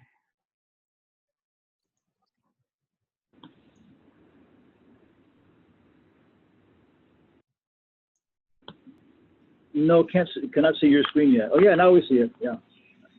Okay. So I know due to the time constraint, we may not conduct the whole procedures that I have noted down here, but I wanted to really inform and also keep be aware of our educators, those who are online, and we'll send it out. So definitely frequently asked questions, which is collected from this conference. We will send it out, run through Gauranga Darshan Prabhu and Atul Krishna Prabhu, Hanumat Prashuk Maharaj, they're expert giants. We will formulate it definitely 2-3 pages, all the questions which will be given back to you guys. Secondly, also I want to please note down that this is our really think not only 2020, from now to 2023 or 2025, where we'll stand unless you make a meaningful goal in your mind, growth in terms of your size of your existing session, how to really enroll more number of students, or make sure that the multiple, it is scalable. That means multiple teachers are also there in the community. I know Seattle is really very vast. So Prabhuji is there also, Amritananda Prabhu, he was saying he will be joining. Then we have the quality in terms of the note guide, as Srivas Pandit Prabhu mentioned, that how do we harmonize our collective intelligence in terms of making a unified versions of the notes and guides. And then teaching delivery, virtual and persons, we need to share each other that what kind of methods we are using. the like frequency of the session, whether we are receiving any feedback from the students in terms of any improvement from as a teacher from our end. And the outreach, sometimes I hear many temples are not supportive in terms of getting right into this one. Some temples are completely supporting in terms of financially, in terms of giving the students the necessary tools and guidelines, etc. So we'll really look into all these aspects. But this particular area demonstrate us how we go into the next stage of the educational thing. I think that's all which I wanted to share, Maharaj, because we don't have time to go into each detail. So let me close down the room. And any thoughts or any comments, please go ahead. In the meantime, I see Gopalari Prabhu joined or not.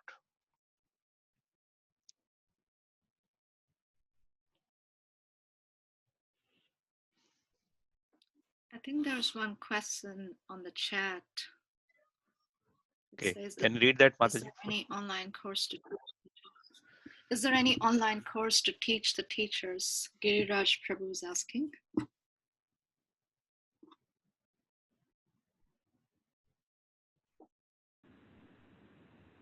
What's his name? Papa Mishradas has started a program online, which if you go to ISKCONeducation.org, he started a teacher's program online there. But that's one I know of, and he's trying to develop that. ISKCONeducation.org, and they have starting an online teacher training course.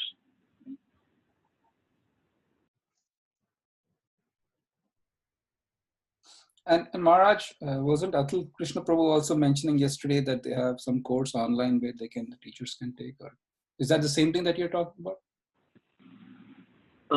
I think the one with Atul, that's part of the problem, is it's not a full integration in the executive committee. Okay. But I think the one that Atul's talking about is not up yet. Yeah. Okay, Maharaj. Thank you. Hare Krishna Prabhu. Maharaj, a quick question from me. Brajakavidas here from Seattle. Do we have a website and the overall vision and what's going on? Anything that devotees can get more information about the overall education program? Yeah, the ISKCON, the official Ministry of Education website is ISKCONeducation.org. Things are disorganized in terms of developing education in ISKCON Seattle. I would say I know to some degree. Hey, it's exactly the same level of confusion, if not a little bit worse, at the global level. The devotees who are working at the global level are just facing the same challenges: finance, communication, different ways of working, the world.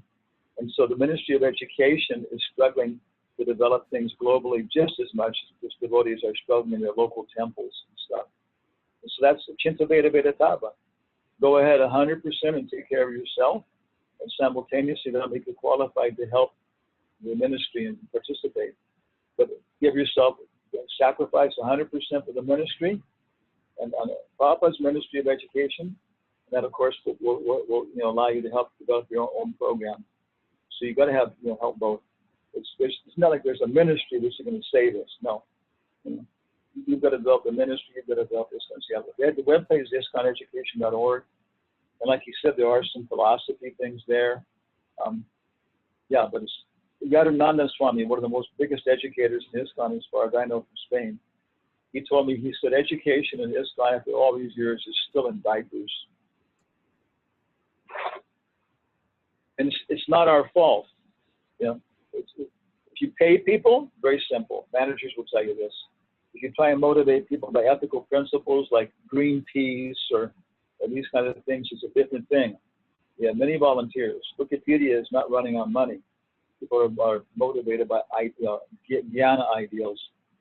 And when you come to actually religious ideals, it's even so much more difficult to manage people, to motivate them, everything else like that. So, but whatever happens in that level, of course, merges into eternity. Like that. There's Jula Packard will not last forever.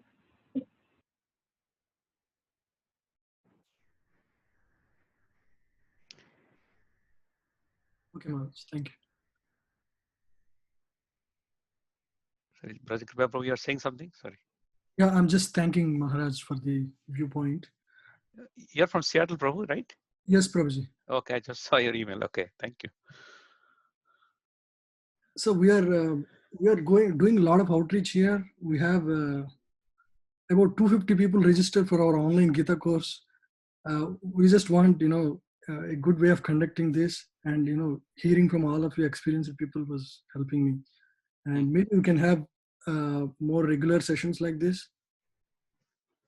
That way it'll help everybody on the same page on what are the best practices and how we take forward. Yeah. Again, this program will develop if you help it.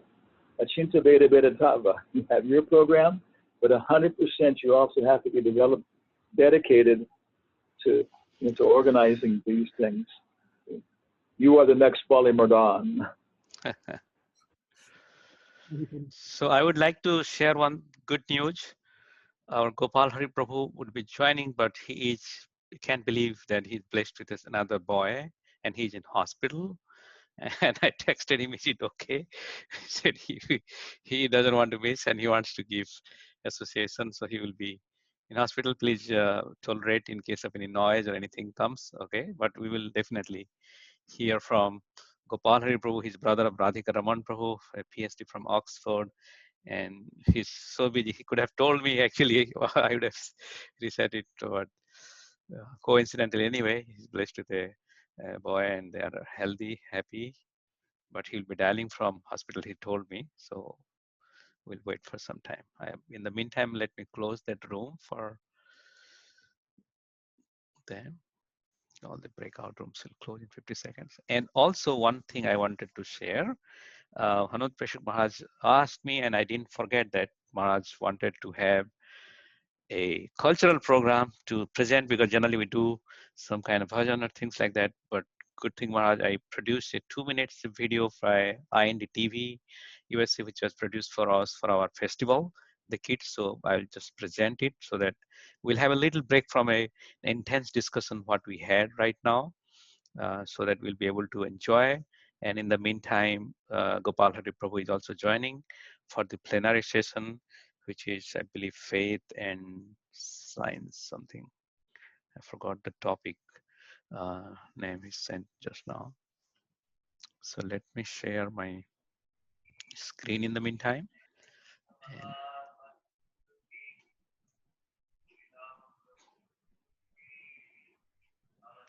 Hare Krishna, Dandavat Pranam Prabhu, Jai Shri Ram. Hare Krishna, Dandavat Pranam Prabhuji. So I'm just talking about you, and congratulations to you for being a father, not father, but second baby in the hospital just now. And we are very happy to hear the news. I just told devotees here. Thank you, Prabhu. I would request all of you, please, for your blessings for the new baby. We've also just determined the name. His name is Balaram. Balaram, wow. Yes. So he was born yesterday on Snan Yatra Day. So, Jagannath's day. So we asked our Guru Maharaj that can you please give him a name. So he said he's born on Snan Yatra Day, so his name has to be Jagannath or Balaram. And so my wife Devi Murthy, actually she had already started calling him Balaram since 2 months ago when he was in the stomach. Just like that, she had started calling him. And so so he said, okay, we'll name him Balaram. All congratulations, Prabhu. So, Gopal Prabhu, I'd like to thank you, and just for your welcoming you, we are just playing a 2 minutes a video of the kids' presentations, and you will hear for your pleasure also. It's a festival for you, so just showcase. And Hanumat Prashik Maharaj desired to share some of the cultural program. I'm just sharing without wasting. In the meantime, please get ready for your presentations. I know you're from the hospital.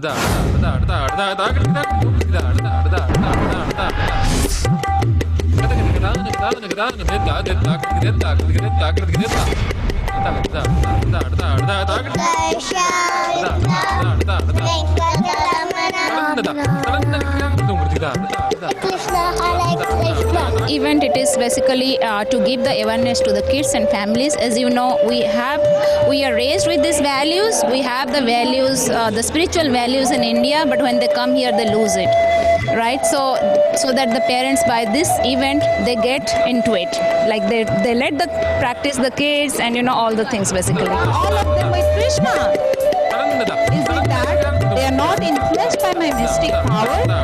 Have they been playing? Yeah, so it is very good that they teach all the Hindu traditions and everything. Because of the stories, she's able to relate them, and when she's home, she'll be like, Mom, Krishna said this, so I should be more careful in how I'm behaving. So that is the biggest thing for me.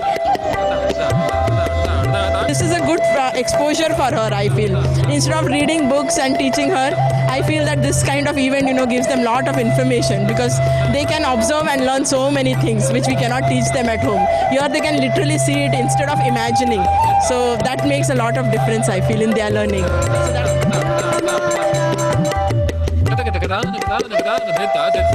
It's a good opportunity for little kids to know about our culture. This is the platform where all the kids get to perform and they're outgrowing their fear. I think he's learning good values. So here they are getting to know, okay, who is Krishna, who is Kansa, who is the characters. She knows now the reason why there is Linga. She knows why for Brahma there are no temples.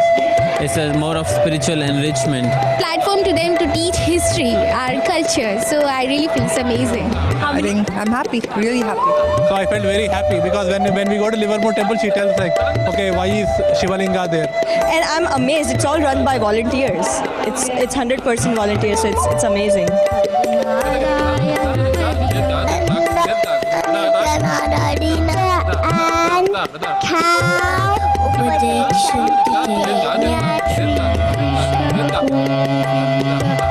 Well, the whole idea behind any kind of spiritual education is to understand real values and spiritual culture, so that it actually helps you to de-stress from everything that's going on in your life. So it's not just as a competition, but it's basically giving the awareness to give the values to the kids.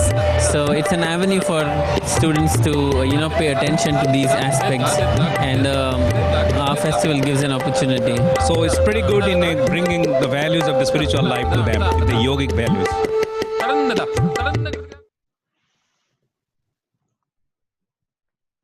Okay, I hope you liked it, everyone. You can put a clap on your screen if you want to, if you can't clap out loud. There's a way to do a reaction clap. So yeah, it was done for 1 year ago, and it is a wonderful welcome to you, Gopal Prabhu. I made you also the co-host, so you will be able to share your screen now. So please welcome Gopal Prabhu. And I don't know, we don't need any introductions. He's a brother of Radhikaraman Prabhu, a professor, and he did his PhD back in Oxford and born in Boise, and they grew up there. So all of you know him. So Gopal Prabhu, please. Hare Krishna, thank you very much. It's a great honor to join this wonderful conference. I'd like to offer my humble obeisances to all the members present here, especially to the senior Vaishnavas like His Holiness Hanumat Preshak Maharaj, Shesha Prabhu, and I recognize some of you on this conference.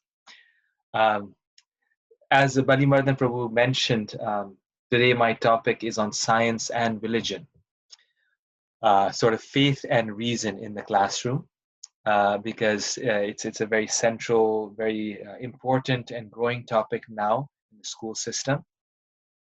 Balimardhan Prabhu, I'm trying to share my screen, but it still will not let me.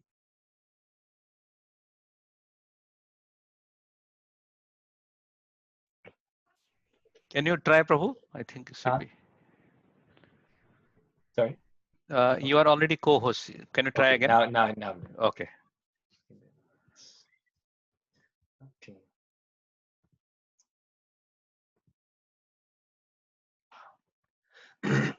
Can all of you see the slide? Yes, Roj, I can see. At least. So more and more in schools around the world, in any educational programs around the world that are religious or religion faith-based programs, pastors, teachers are finding that the number one challenge that they get from the students is a challenge that's based upon science, questions that are based upon science. And in ISKCON as well, we need to recognize that our own students are asking us about, our own children are asking us about the relationship between their faith, the Shastras, and science.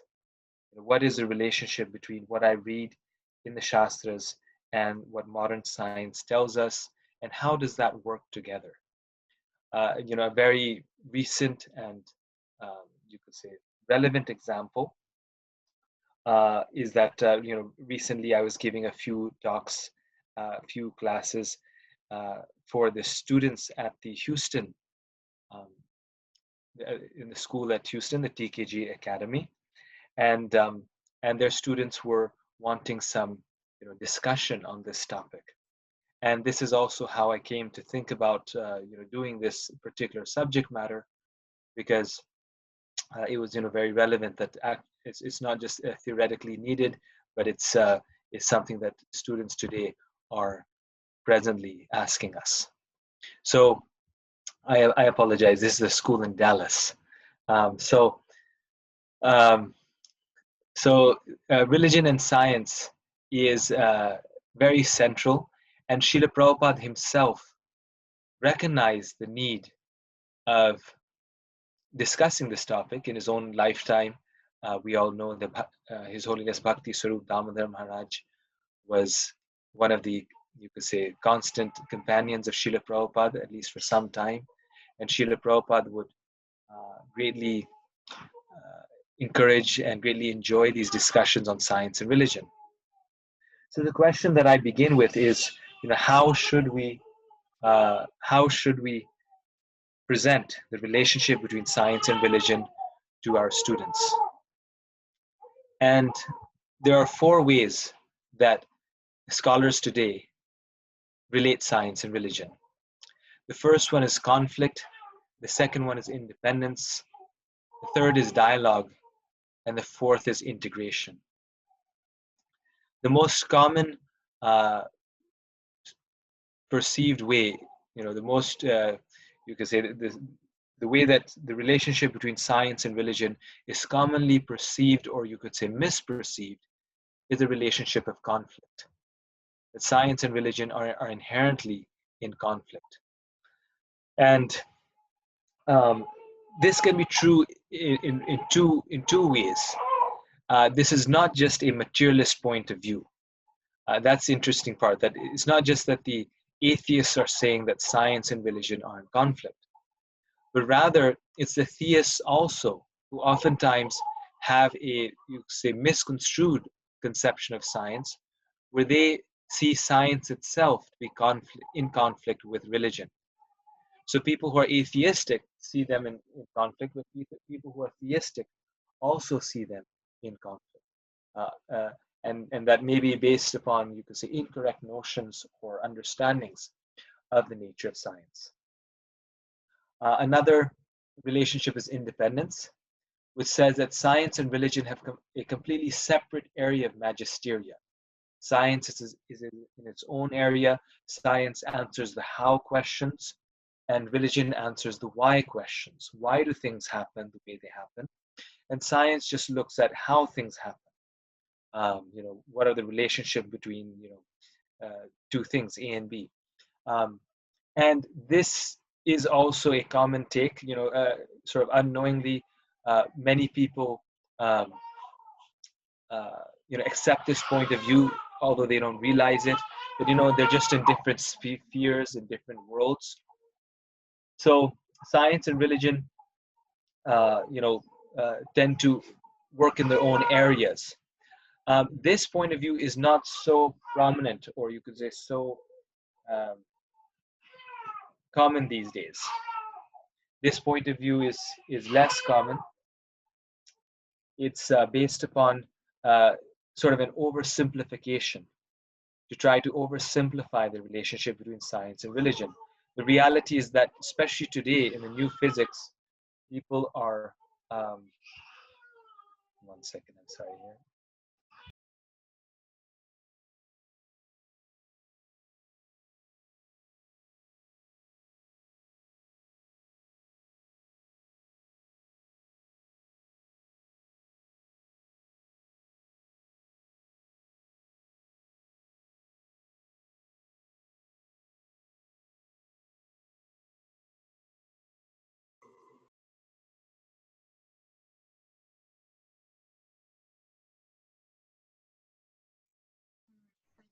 So stay tuned. He's Hare Krishna, yes. Yeah. Okay. Sorry about this.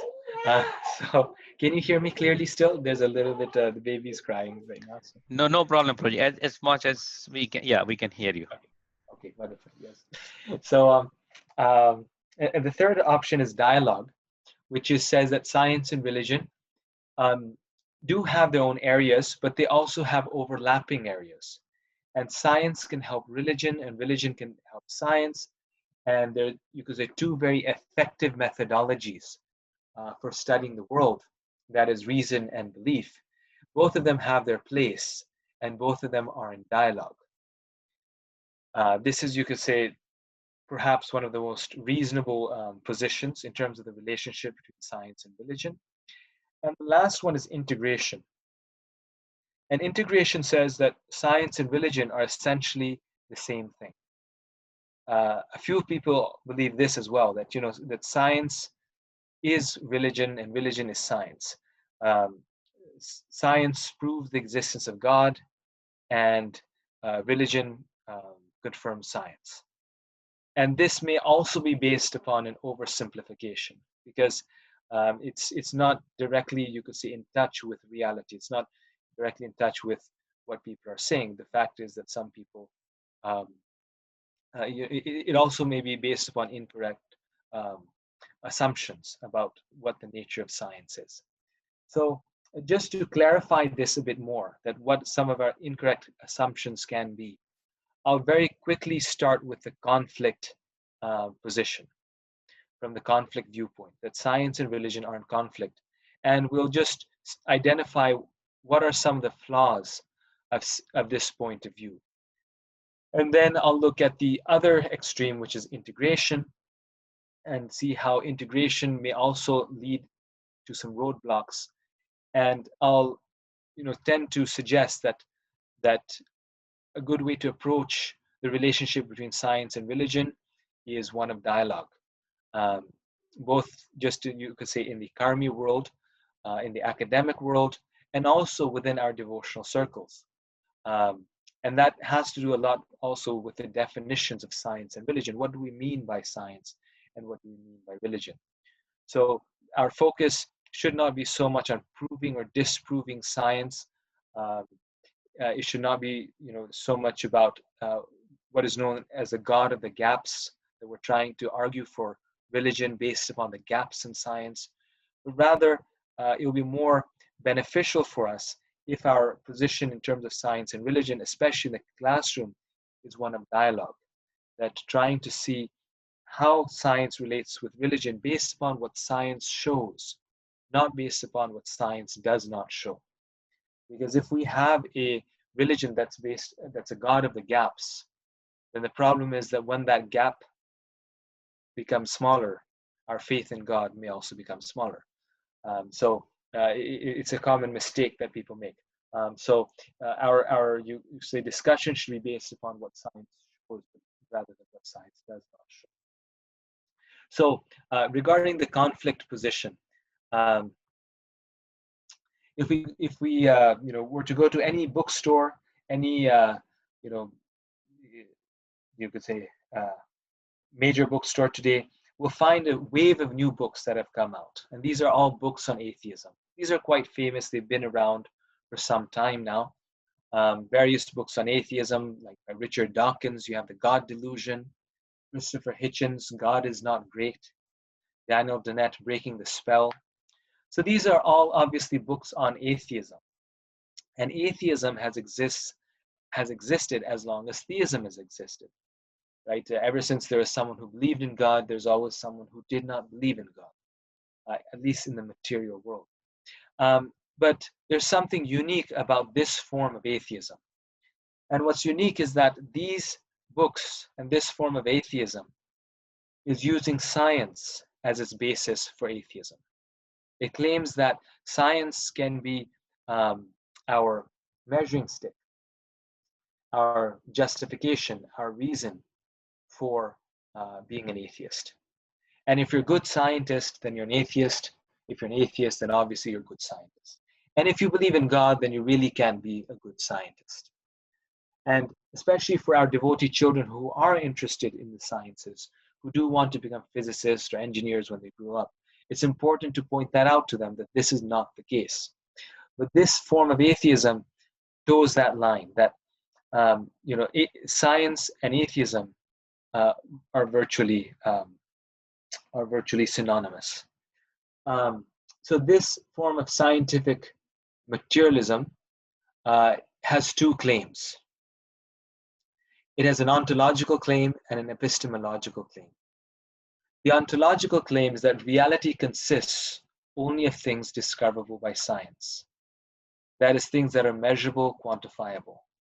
So if there's anything real in this world, it consists only of things that you can discover by science.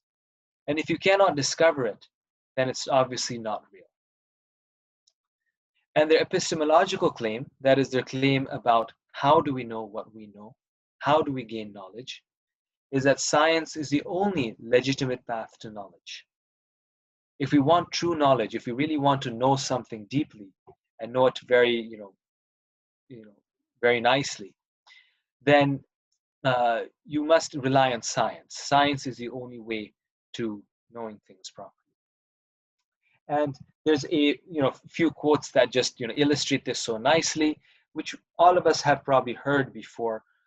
Similar quotes. Richard Dawkins, he says, "The universe that we observe has precisely the properties we should expect. No design, no purpose, no evil, and no good. Nothing but blind, pitiless indifference." So this is a position from scientific materialism, from Richard Dawkins, that the universe has just meaningless. It's no evil, no good. It's only made of things discoverable by science, that is chemicals, and the only path to knowledge is also through science. One more quote by Richard Lewittin: "The problem is to get the public, that is all of us, and this is why this is the public understanding of science." Yeah, by the way, it's very interesting that Richard Dawkins is the Oxford professor for the public understanding of science, and he's also a committed atheist. So what's interesting is that the professors who are the professors for the public understanding of science are also atheists. So here they're conflating atheism with science. They are popularizing the common stereotype that science is intrinsically atheistic.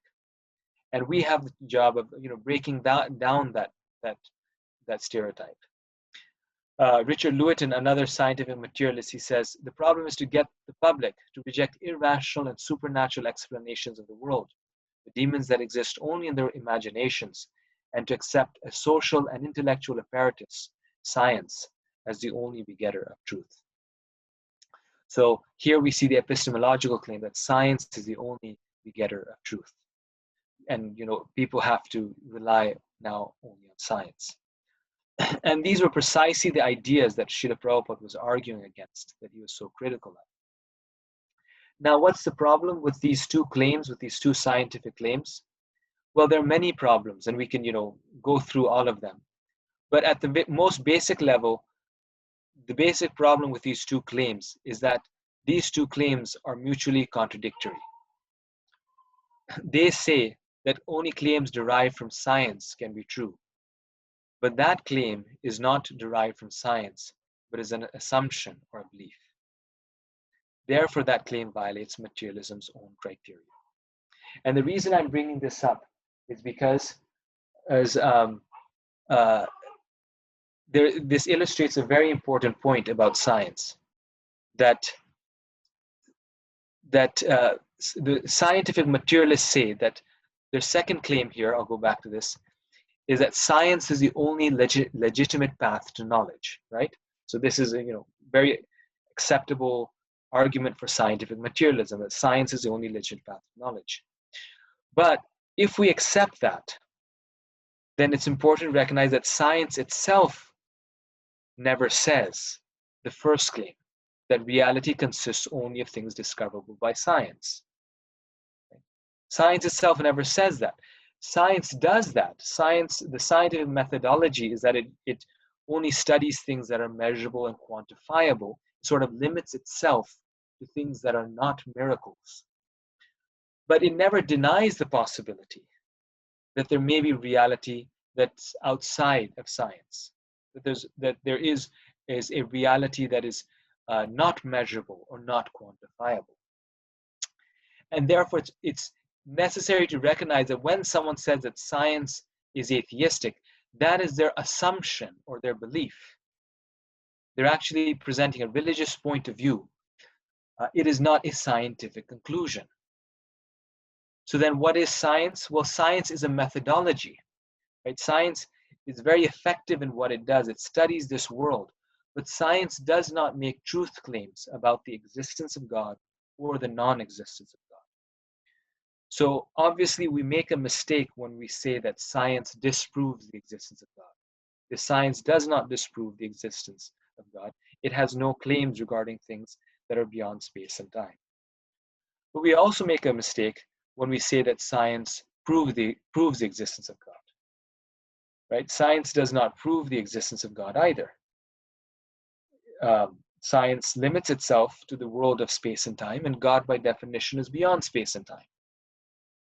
Science is more of a methodology of studying this world.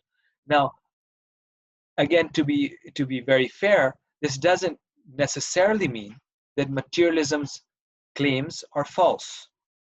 It's possible that the only thing that exists in this world is chemicals. It's possible. It's possible that there's no soul, there's no God. All these are possible, but that's an assumption, not a scientific conclusion, and needs to be recognized as such. And this final point is something that is very, annoying to materialists. If you tell them, actually your position is a faith position. It's an assumption. It's a belief system. And that needs to be recognized. That look, everything in this world is to some degree a matter of faith. And the only truly rationalist position in the world is agnosticism, which says that I don't know. So maybe God exists, maybe God doesn't exist. So to say that science contradicts religion is incorrect. Now, the flip side is also true. So, this mistake devotees generally don't make. But the flip side, where we say that science confirms the existence of God, is also a weak argument, because I'll get to this. Our teachers, like Ramanujacharya, have told us how it is not possible to prove the existence of God through a rational method. And just a few things before this.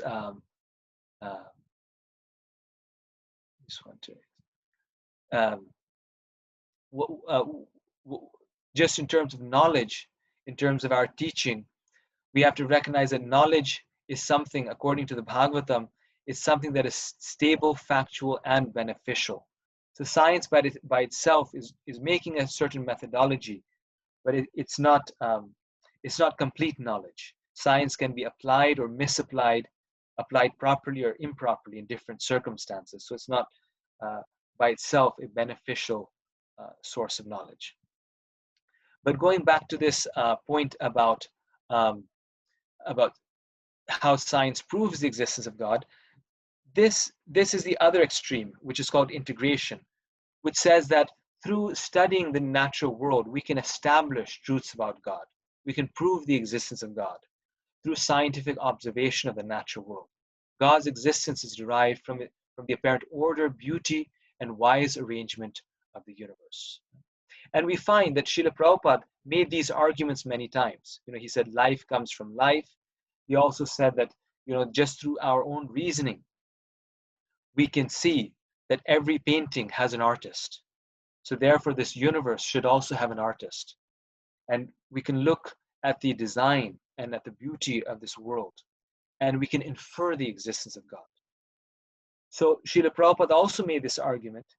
Our acharyas have also made this argument. But it's important to recognize that this argument may strengthen our belief in God. It may increase the likelihood of our belief in God.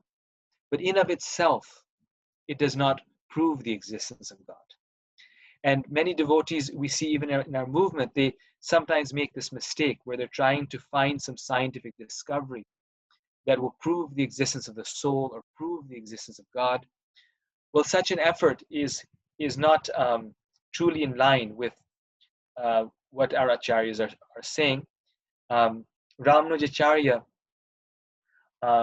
when speaking of the argument from design, he said that the argument from design cannot prove that the world requires a cause.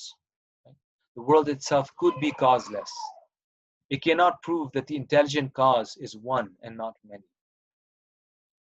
Right? So the person who argues that this, for essentially intelligent design, that this world must be designed, could lead to the idea that, well, there's many designers, the idea of polytheism, not just one designer. It does not prove whether an intelligent cause must be embodied or not, and whether that intelligent cause is good.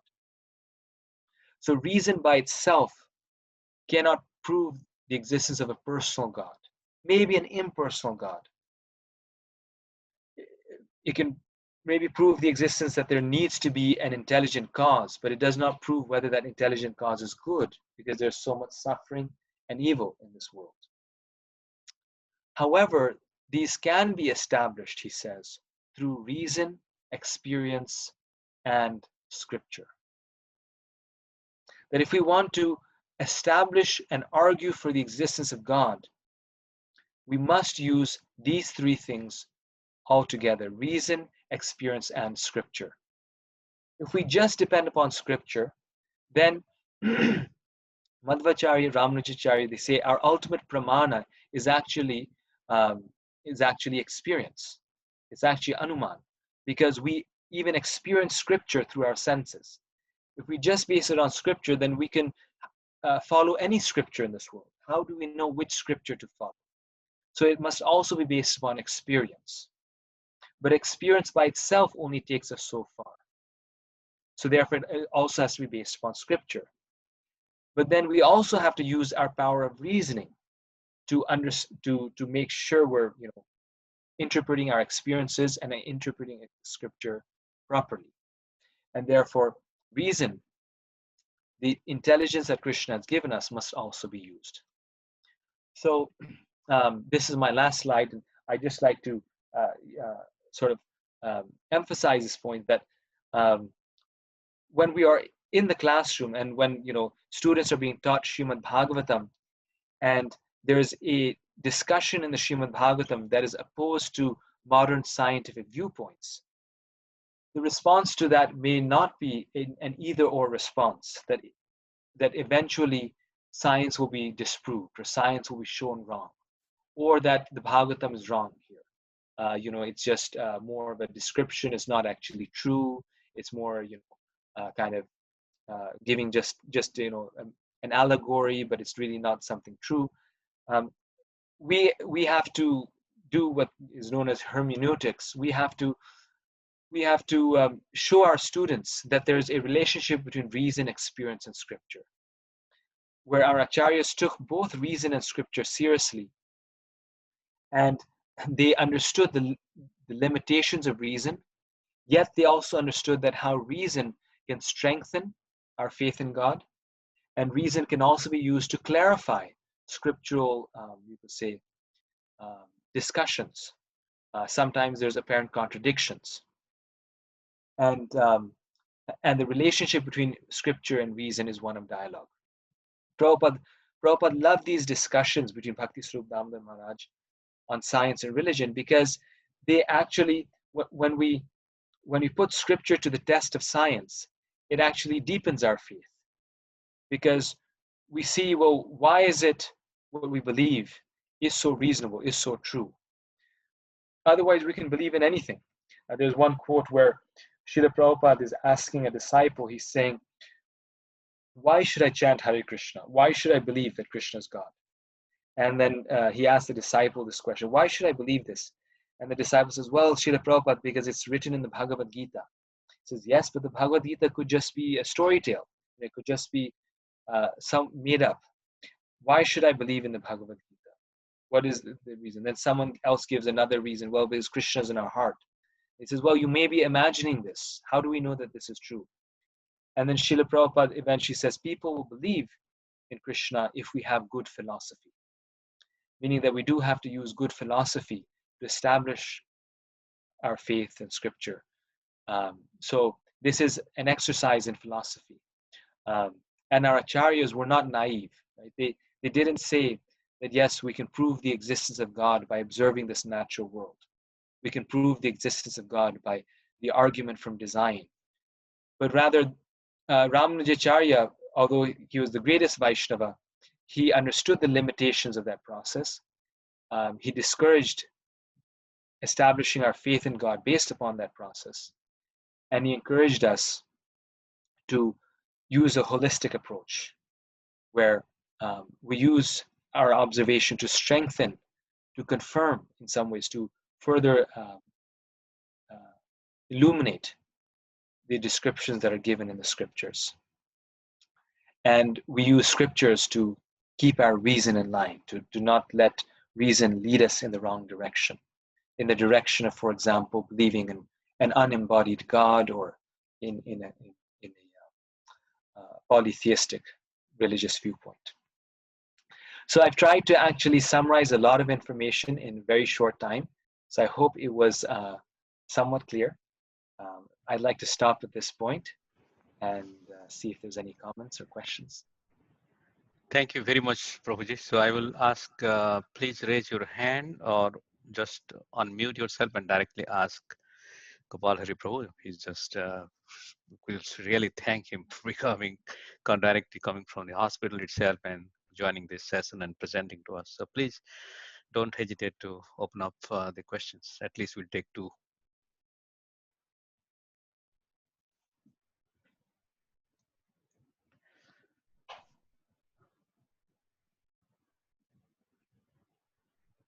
If you're speaking, you need to unmute yourself. I think Sesa Prabhu and Maharaj is also there. If you'd like to say any words. Well, I'd like to say congratulations to Gopal Hari Prabhu and his new son. Thank you, Prabhu. Very interesting presentation about particularly distinguishing this by design and intellectual design. That theory of understanding, improving God. I appreciate how you distinguish our position away from that. Sometimes we get caught up in that.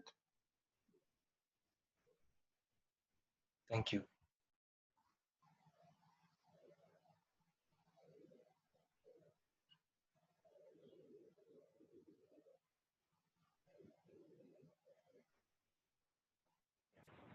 Subhra Mataji raised her hand or? No, looks like she's just thanking, I think, to you, clapping. Congratulations. Well, thank you very much. I think it's now 9 o'clock here. Yeah, I think one question in the chat also, last one maybe, why it's so difficult to common or ordinary people to understand God as a person, the supreme person? Most don't want to believe in God, and those who want to believe prefer to believe in a God without form. From Carlos. That is a very nice question. We find that in Srila Prabhupada's books, he is primarily arguing against Mayavad philosophy or impersonalism more than atheism. And it's quite interesting why he does this, and very instructive why he does this. Because if we if we study things deeply, we find that people who don't believe in a God, they might believe in the laws of nature. They might believe in the theory of gravity. And when they believe in the laws of nature and the theory of gravity, they do believe in something that is absolute, something that is, you could say, the underlying element of this world that's unchanging. Gravity explains other things, but nothing explains gravity. It's a self-evident fact of this world. The laws of physics explain how things work, but what explains the laws of physics? No, it's a self-evident, you could say, universal law. And so people always tend to believe in something absolute. The difference of position between a theist and what we see as so-called atheist is that the theist says that that absolute is a person. He puts a face to those absolute, to that absolute principle. Whereas the impersonalist says that that absolute principle is impersonal. There's no person behind it. There's no designer. There's just an intelligence. There's no one intelligent behind it. So really the discussion is more between impersonalism and personalism. And this is where the limitations of the rational method, or the method through reason, which I was mentioning, from a religious point of view, this is where its limits are. This is where it ends, because simply by the rational method, you can come to the point of impersonalism, realizing that there's an impersonal reality behind the world. You can argue for an impersonal truth behind the world, but you cannot know or argue really for the existence of a personal person behind this world. Right? Ramanujacharya, also being very fair, said the world could just be causeless. It could just be that the world has always been here, because we say that God is causeless. We don't try to give any explanation for the existence of God. So the atheist says, well, if God is causeless, why not just say the world is causeless? And he says it's absolutely right. So through reason alone, we cannot establish the existence of a personal God. But we can know that through also scripture, through the Shastras. And that's where that difficult step comes in. Now, of course, we can put up good arguments for the existence of a personal God, because what we experience in this world is that the fundamental reality of this world is personal. This world is made up of persons. Right? There's a common philosophical quandary which says that if a tree falls in the forest and no one hears the sound of its falling, then did the tree actually fall?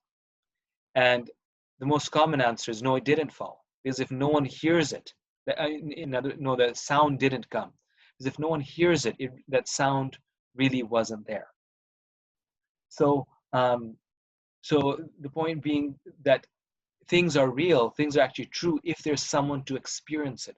There's a person to experience it. So our fundamental experience in this world is personal. What gives this world meaning is that there are persons.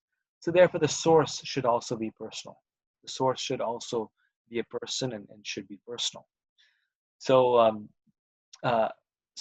exactly. So the atheist makes this mistake of taking reason too far and arguing that through reason I can disprove the existence of God.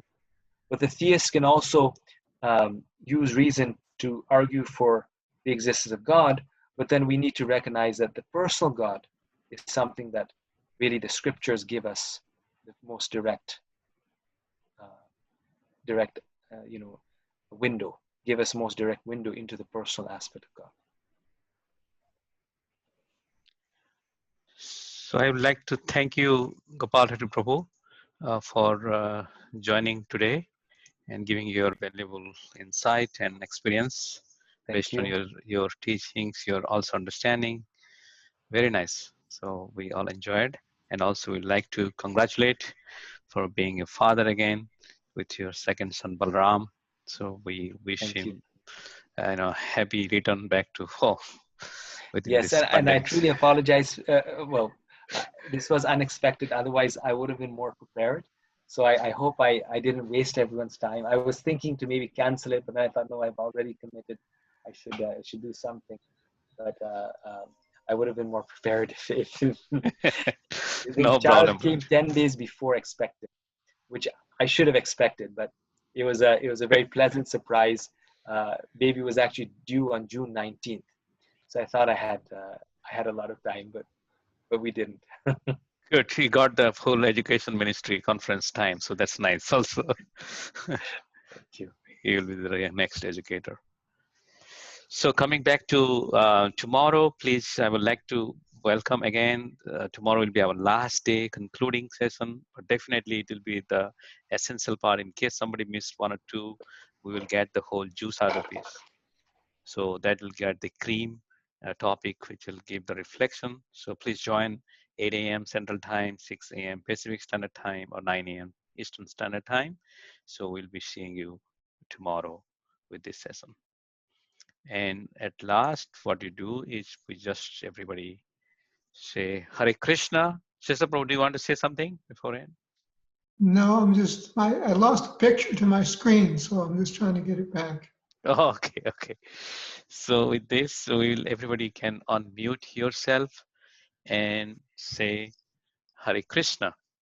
Hare Krishna. Hare Krishna. Hare Krishna. Krishna Krishna. Hare Krishna. Hare Rama, Hare Rama, Rama Rama, Hare.